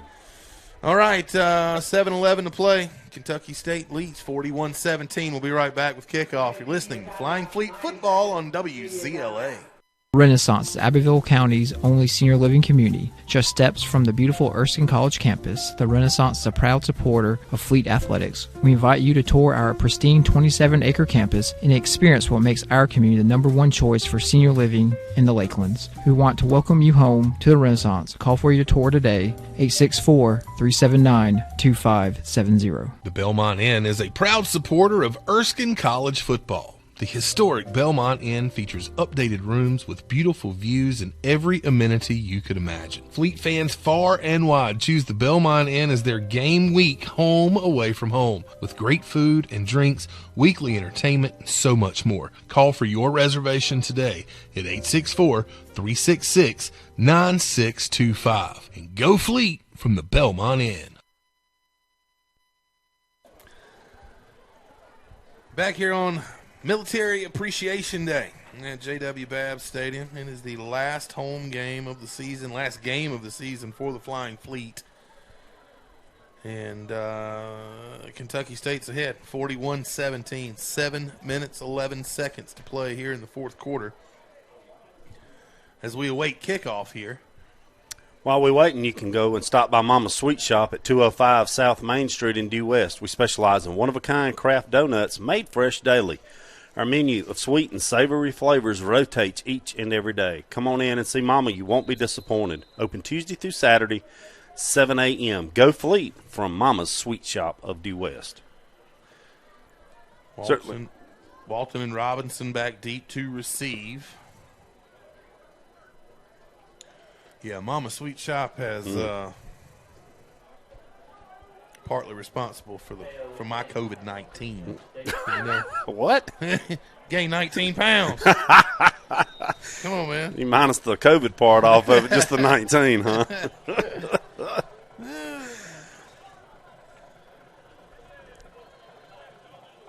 She does have some good donuts up there. Absolutely. Another high end-over-end kick will be taken by Robertson at the 8-yard line. Across the 20, 25-30. Tripped up and falls forward to the 32-yard line. And that's where the Fleet will take over. First down and 10. 7:04 remains here in this fourth quarter.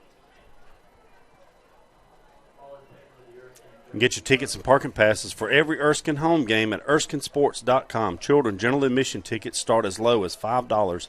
Parking passes begin at $10. Come out and cheer on the Flying Fleet by getting your tickets at ErskineSports.com. And go Fleet! Looking back to the spring season, Bobby, and then parlaying that over into this fall season here. This is 18 games that this team has played now since February of this year. Yep. These freshmen, sophomores, redshirt freshmen and sophomores, nice wheel route caught by Walton out of the backfield there for a first down. You talk about a team in a couple years that is going to be battle-tested. Yeah. That is going to be just grizzled college football veterans. There ain't going to be a whole lot you can throw at them here in a couple years that they haven't seen, done, and overcome. I have to agree wholeheartedly with that, Benji. That's that's going to be fun to watch in a couple of years. And like you said, with what they've gone through this year, it's you look at it now and you think, man, I wish they were much better than what they are maybe possibly showing out here and everything. But if you look at what they've gone through and where they've come, they have improved tremendously. And imagine how good it's going to be, the next year that rolls around and then the year after that. So. Well, you get all these freshmen in the weight room. And, that's right. You get 2 years of pushing iron. That's where games are won and lost. Yeah. It's in the weight room. Pass out to McKee on the near side, and he pulls it down. Nice gain of about 8 yards there for the Fleet, and that'll bring up second down and 8. Ball on the 48-yard line. Another screen pass to McKee. He tries to jump a guy, but they wasn't having it. He jumped with him and met him there as he gets to midfield. 3rd and 5. Got to make it to the 45 of the Kentucky State side of the field here. Ball's right in the middle of the 50-yard line. Brownlee's going to make a check at the line. He gets the snap. Here comes a blitz. He is blindsided. Oh, my goodness. He was blindsided. Yeah, he never saw that coming there, Benji. Ball does come out, but they call him down on the ground. And he got hammered from behind there.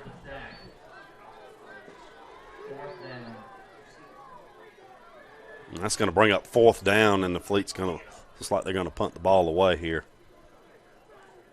Oh, he took a helmet right in the center of his back. That was tough. They're going to keep the offense on the field here. It is 4th down and 15 to go. Well, you got nothing to lose here. Yeah. Why not? Why not? We're under 5 minutes to play. Play clock's just now at 20. Roberson, Bellamy out wide to the left. McKee out wide to the right. On 4th down and 15, and the whistles blow. They stop play. Kentucky State's going to take a timeout. While they take a timeout, we'll tell you about virtual care is now available at Self Regional Healthcare. Use your mobile device or computer to visit a provider. Easy, simple, and affordable. Learn more about virtual care and the hundreds of other services provided at selfregional.org. And at Classic Carolina Ford, we do things the classic way. This includes bringing back the ultimate customer experience.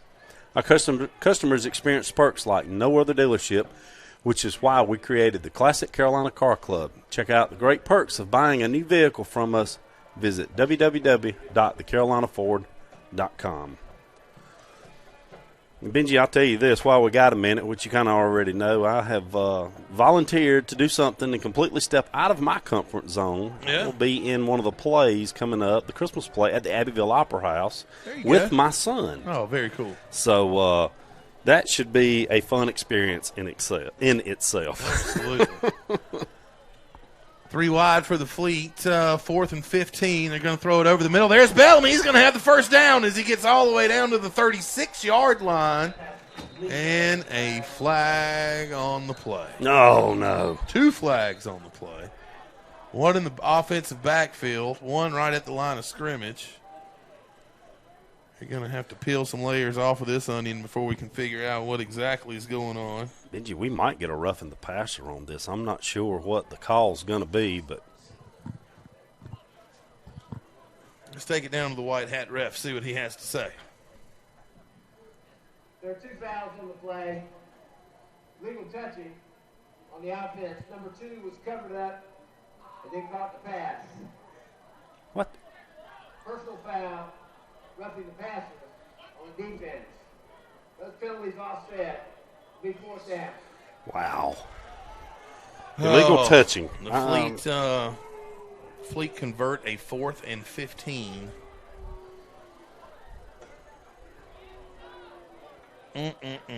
Basically, the way Bellamy was aligned, he was aligned. He wasn't covered up, and meaning he was on the line of scrimmage, but so was the person on the outside of him. Yeah. If you're on the line of scrimmage, you got to be the outside guy on the line of scrimmage to be able to go out in a pass. So that's why when you see 4 and 5 wide, you can't have like a left tackle go out, Right. For a pass. So now they elect a punt. Bennett Caldwell gets an end-over-end punt away, and it'll hit about the 25, taking Erskine bounce down to the 15-yard line. And that is where Kentucky State will take over with 4:10 to play here in the fourth quarter, leading the Fleet 41-17.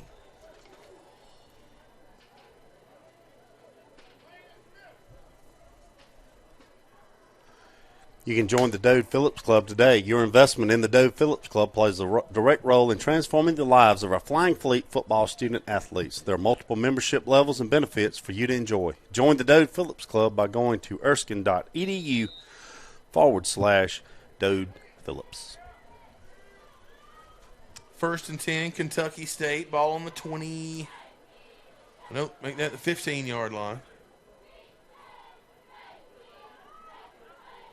Still in that double wing formation, quarterback under center. It's going to be a quick pitch out to the left. He's got a little running room as he hurdles a blocker and a defender before he's finally pushed out of bounds. Jackson on the carry. And it's going to be Dorian Robinson on the tackle.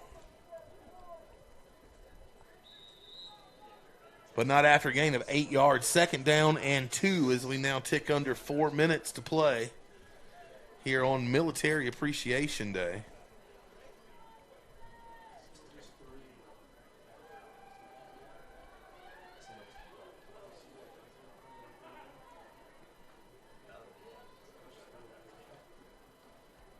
Going to stretch it out. A little option pitch. Nicely read by Wilbur Ramos. So he brings them down for a big loss on the play. It was 2nd and 2. Now we're looking at 2nd down and about 7. Loss of about 5 on the option pitch out to the right. Brandon Lane checks in the game for Nolan Holloway as he comes off the field. He's had a really good game. Yes, he has.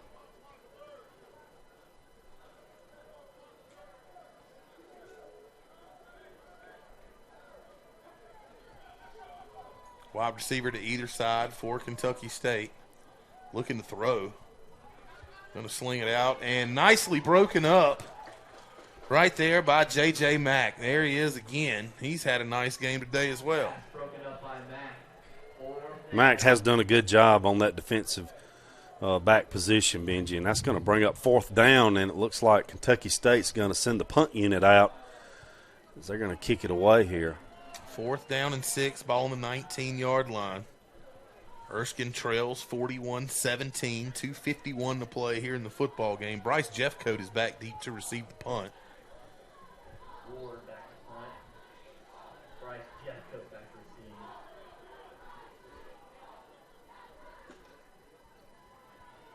Snap is back. Kick is away. High spiral kick. Drives Jeffcoat back to the 40-yard line where he will fair catch it, and the Fleet will take over with 2:44 to play here in the football game. 60 yards away from pay dirt.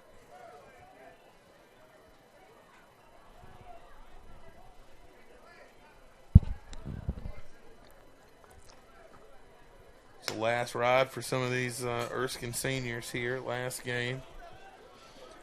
Look out there and see like Billy Jackson, for instance. I got to interview Colin Richardson on Monday night during the coach's show. He's a senior this year. Some really good guys that are wearing the garnet and gold for the Fleet for the last time. Here's a pop pass to Bellamy. Got blockers in front as he crosses the 50. He's going to step out right at the 50, and this will be a late hit out of bounds, and that should tack 15 more onto the end of that play. Bellamy with a good job just kind of toe-tapping down the sidelines right there, and as he stepped out of bounds and the whistle blew, he got shoved one more time, and that drew another 15 yards to be tacked on here, so you take them when you can get them. They should spot the ball on about the 34-yard line. 21 on defense. Phillies 15 yards, automatic first down. And that's where they put it down at the 34-yard line of the Thoroughbreds. You got 3 wideouts to the right side for the Fleet. It's going to be a quick screen out to McKee. Crosses the 30, dances a little before he crosses the 25. And that's where he goes out of bounds. That's a quick gain of almost 10. That should be enough for a first down. It is. They're moving the sticks now. 3 wide to the right. He's going to throw it a little bit deeper, and there's Bellamy with a catch at the 5. He's still fighting before he's slung out of bounds as he goes out at the first down. Well, which guy's going to mark it? There's 2 of them out there. They're talking about it. So they're going to mark it around the 7-yard line there. 7-yard line, first and goal now for the Fleet. 2 wideouts to the right and 1 to the left. Heatley will get the handoff, and he is hit at the line of scrimmage and dropped quickly.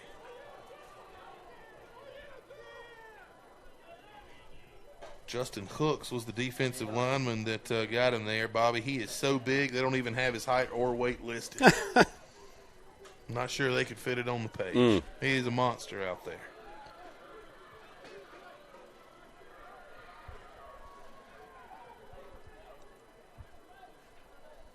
Minute 40 and counting here in this football game. Fleet trying to punch it in here.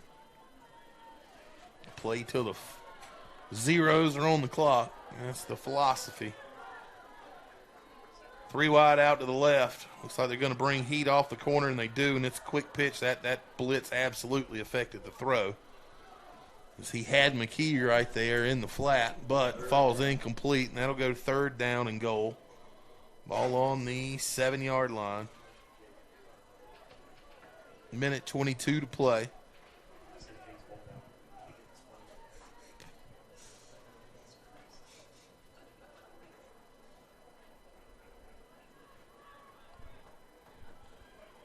We'll have 3 wideouts in a bunch, and one of them is the quarterback, Jeff Code over there, number 7. He's going to go out in the pattern. They're going to throw it to him, and he is hit and dropped almost immediately right around the line of scrimmage. They didn't fall for it that time. He's going to lose a yard, and that'll bring up 4th down and goal. You know, Benji, you got to give Jeff Code a lot of credit. He's played quarterback for 3 or 4 games this year, and, of course, now they're using him as a receiver as well, too. So Punt returner, that's right. Just put me on the field. That's it. That's exactly it. Put me out there. That's it. Absolutely. We'll have him snapping the ball before it's over with. 45 seconds left in this game. 4th and goal from the 8. Shiflett motions to the left side. And they're not going to get it off play clock. We'll get them, actually. They'll burn a timeout. That'll be the last timeout of the half here for the Fleet. We'll take it with them. You're listening to Flying Fleet Football on WZLA. Health insurance enrollment is right around the corner. Contact Jason Frost today with the Alpine Agency at 803-243-3737. During this enrollment period, you may qualify for a low or no-cost qualified health plan. Jason is a trusted, qualified agent and can walk you through the entire enrollment process. He and his office staff are here to support you throughout the year at no additional cost to you. Call Jason Frost today at 803-243-3737. Sports Break, the best meat and veggies in Greenwood, served fresh Sunday through Friday from 11 a.m. to 2 p.m. And don't forget about their great live entertainment every Friday from 7 until 10. Hey, Fleet fans, bring in your ticket on game day and get 10% off your bill. That's right, 10% off your entire bill. That's Sports Break, 114 Cross Creek Connector in Greenwood. A break above the rest for all your games and good times. It's Sports Break. 4th and goal from the 7-yard line. They're going to bring Bellamy in motion from left to right. They'll roll out Brownlee to the right. Throws up. Bellamy catches it inside the 5-yard line and taken down out of bounds at the 3. And that is going to be a turnover on downs. And, Bobby, that will probably do it, as Kentucky State should probably just take a knee and run out the clock here. And the Fleet will fall to the Thoroughbreds here, 41-17. Tell you, Benji, you got to give credit to the Fleet. What a good effort today. Just a couple of miscues along the way here and there. A couple of untimely penalties throughout the game as well, too. Kept some drives alive. But I got to give credit to this Fleet football team. They never quit. They never backed down or anything. And it's kind of been like that all year for the most part. It's been an absolute honor and a joy to call the games this year, the home games for the Fleet, as they will end their first real fall football season with a 3-8 record, when there were no expectations for a win, much less 3. You know, you got to start somewhere. And with about 100 freshmen on this roster, the Fleet have a very bright future. There's some incredible numbers that we've got coming up for you here in just a second. I'm not sure if it's a record, but Seneca McKee might have smashed some single game records. I feel safe to say that school records were shattered today with Seneca McKee's performance. But all zeros on the clock here at J.W. Babb on Military Appreciation Day. And we'll jump out real quick, take a quick timeout, and we'll wrap it up here. We'll give you our final stats and our final thoughts here on this 2021 season as it comes to an end with a loss to Kentucky State. 41-17 is the final. We'll be right back and wrap it up here on the home of Flying Fleet Football, WZLA. College football is back. Catch all the action at J.W. Babb Stadium in Greenwood, South Carolina. Tickets are on sale now at ERSKINESports.com. Kids general admission tickets start at just $5. Tickets and parking passes are available at ERSKINESports.com. Get yours today and go Fleet! Flying Fleet football players know a thing or two about Irene's of Due West. After all, it's right in the middle of campus. And if you want to find great food, just follow the offensive linemen. Irene's of Due West has the best pizza, wings, hot oven subs, seafood pasta, and Bluebell ice cream. Irene's has indoor and outdoor seating, and they're open 7 days a week at 11 a.m. For takeout, call 864-379-2850. Go Fleet from Irene's of Due West. Grits and Groceries is a proud supporter of Erskine College football. Go to gritsandgroceries.com to see their full menu. They're open Wednesday, Thursday, and Friday from 10 a.m. to 2 p.m. and Thursdays they're open for supper from 5 until 9 p.m. Go to gritsandgroceries.com and you'll see their full concert and special events calendar, as well as all of their catering information. Grits and Groceries, 2440 Due West Highway in Belton. Go Fleet! Your Touchstone Energy Cooperative, Little River Electric, is a proud sponsor of the Flying Fleet this season. Since 1940, Little River Electric has been a part of the community by supplying power to homes, businesses, and schools and helping make them successful each and every day. Being a part of our community means being number one. This is Bobby Hamby on behalf of the entire staff at Little River Electric, your Touchstone Energy Cooperative. Join the Dode Phillips Club today and know that your investment plays a direct role in transforming the lives of our Flying Fleet football student athletes. At Erskine, we play football the Fleet way, pursuing the remarkable by emphasizing a Christ-centered, highly competitive, community-focused experience. Join the Dode Phillips Club by going to erskine.edu/football or call 864-379-6502 for more information today. and go Fleet. The Renaissance is Abbeville County's only senior living community. Just steps from the beautiful Erskine College campus, the Renaissance is a proud supporter of Fleet Athletics. We invite you to tour our pristine 27-acre campus and experience what makes our community the #1 choice for senior living in the Lakelands. We want to welcome you home to the Renaissance. Call for your tour today, 864-379-2570. The Belmont Inn is a proud supporter of Erskine College football. The historic Belmont Inn features updated rooms with beautiful views and every amenity you could imagine. Fleet fans far and wide choose the Belmont Inn as their game week home away from home, with great food and drinks, weekly entertainment, and so much more. Call for your reservation today at 864-366-9625. And go Fleet from the Belmont Inn. Back here at JW Babb Stadium as we wrap up this Military Appreciation Day. Seneca McKee. Wow. What can you say? What can you say? Just an incredible athlete, an even better young man. I mean, we've got a chance to meet him at some of the coaches' shows earlier this year, and just a funny guy, humble, down to earth. But, man, what a beast he is on the football field, and the future is so bright for him here at Erskine. He is so much fun to watch. So not only did he go over 1,000 yards for the season today, Bobby, I'm not sure that he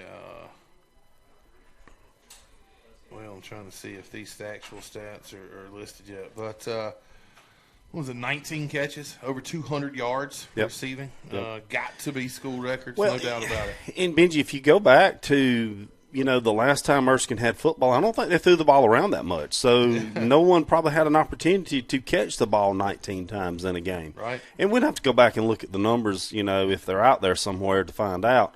But no doubt could have easily set a school record here tonight with 19 catches and, over 200 yards. Just very impressive all the way around. And, I feel like this Erskine team, they've got a lot of potential coming up in the future.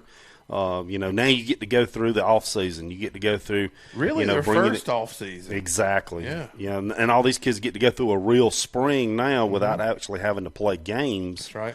Where you can get in the weight room, where you can recruit, and do the things that a college has to do to get to that next level.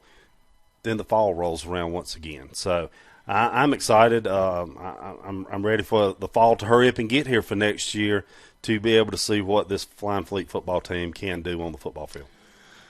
All right, Bobby, it's been an absolute pleasure. And like I said, cannot wait for next fall to see where this team is. They've done nothing but improved, honestly. And we'll be in the conference next year. Yes. So the South Atlantic Conference will be some good teams, some good natural rivalries come out of that one as well. So cannot wait. Stay tuned to the ErskineSports.com website. They'll have all the schedules and stats and all that kind of stuff coming up for you. But Erskine drops a tough one here, 41-17 to a really good Kentucky State team. And congratulations to them. They played a really good game. And that's going to do it for us here. That's it. And I'm Benji Greason. That's Bobby Hamby. Good night. God bless. And go Fleet.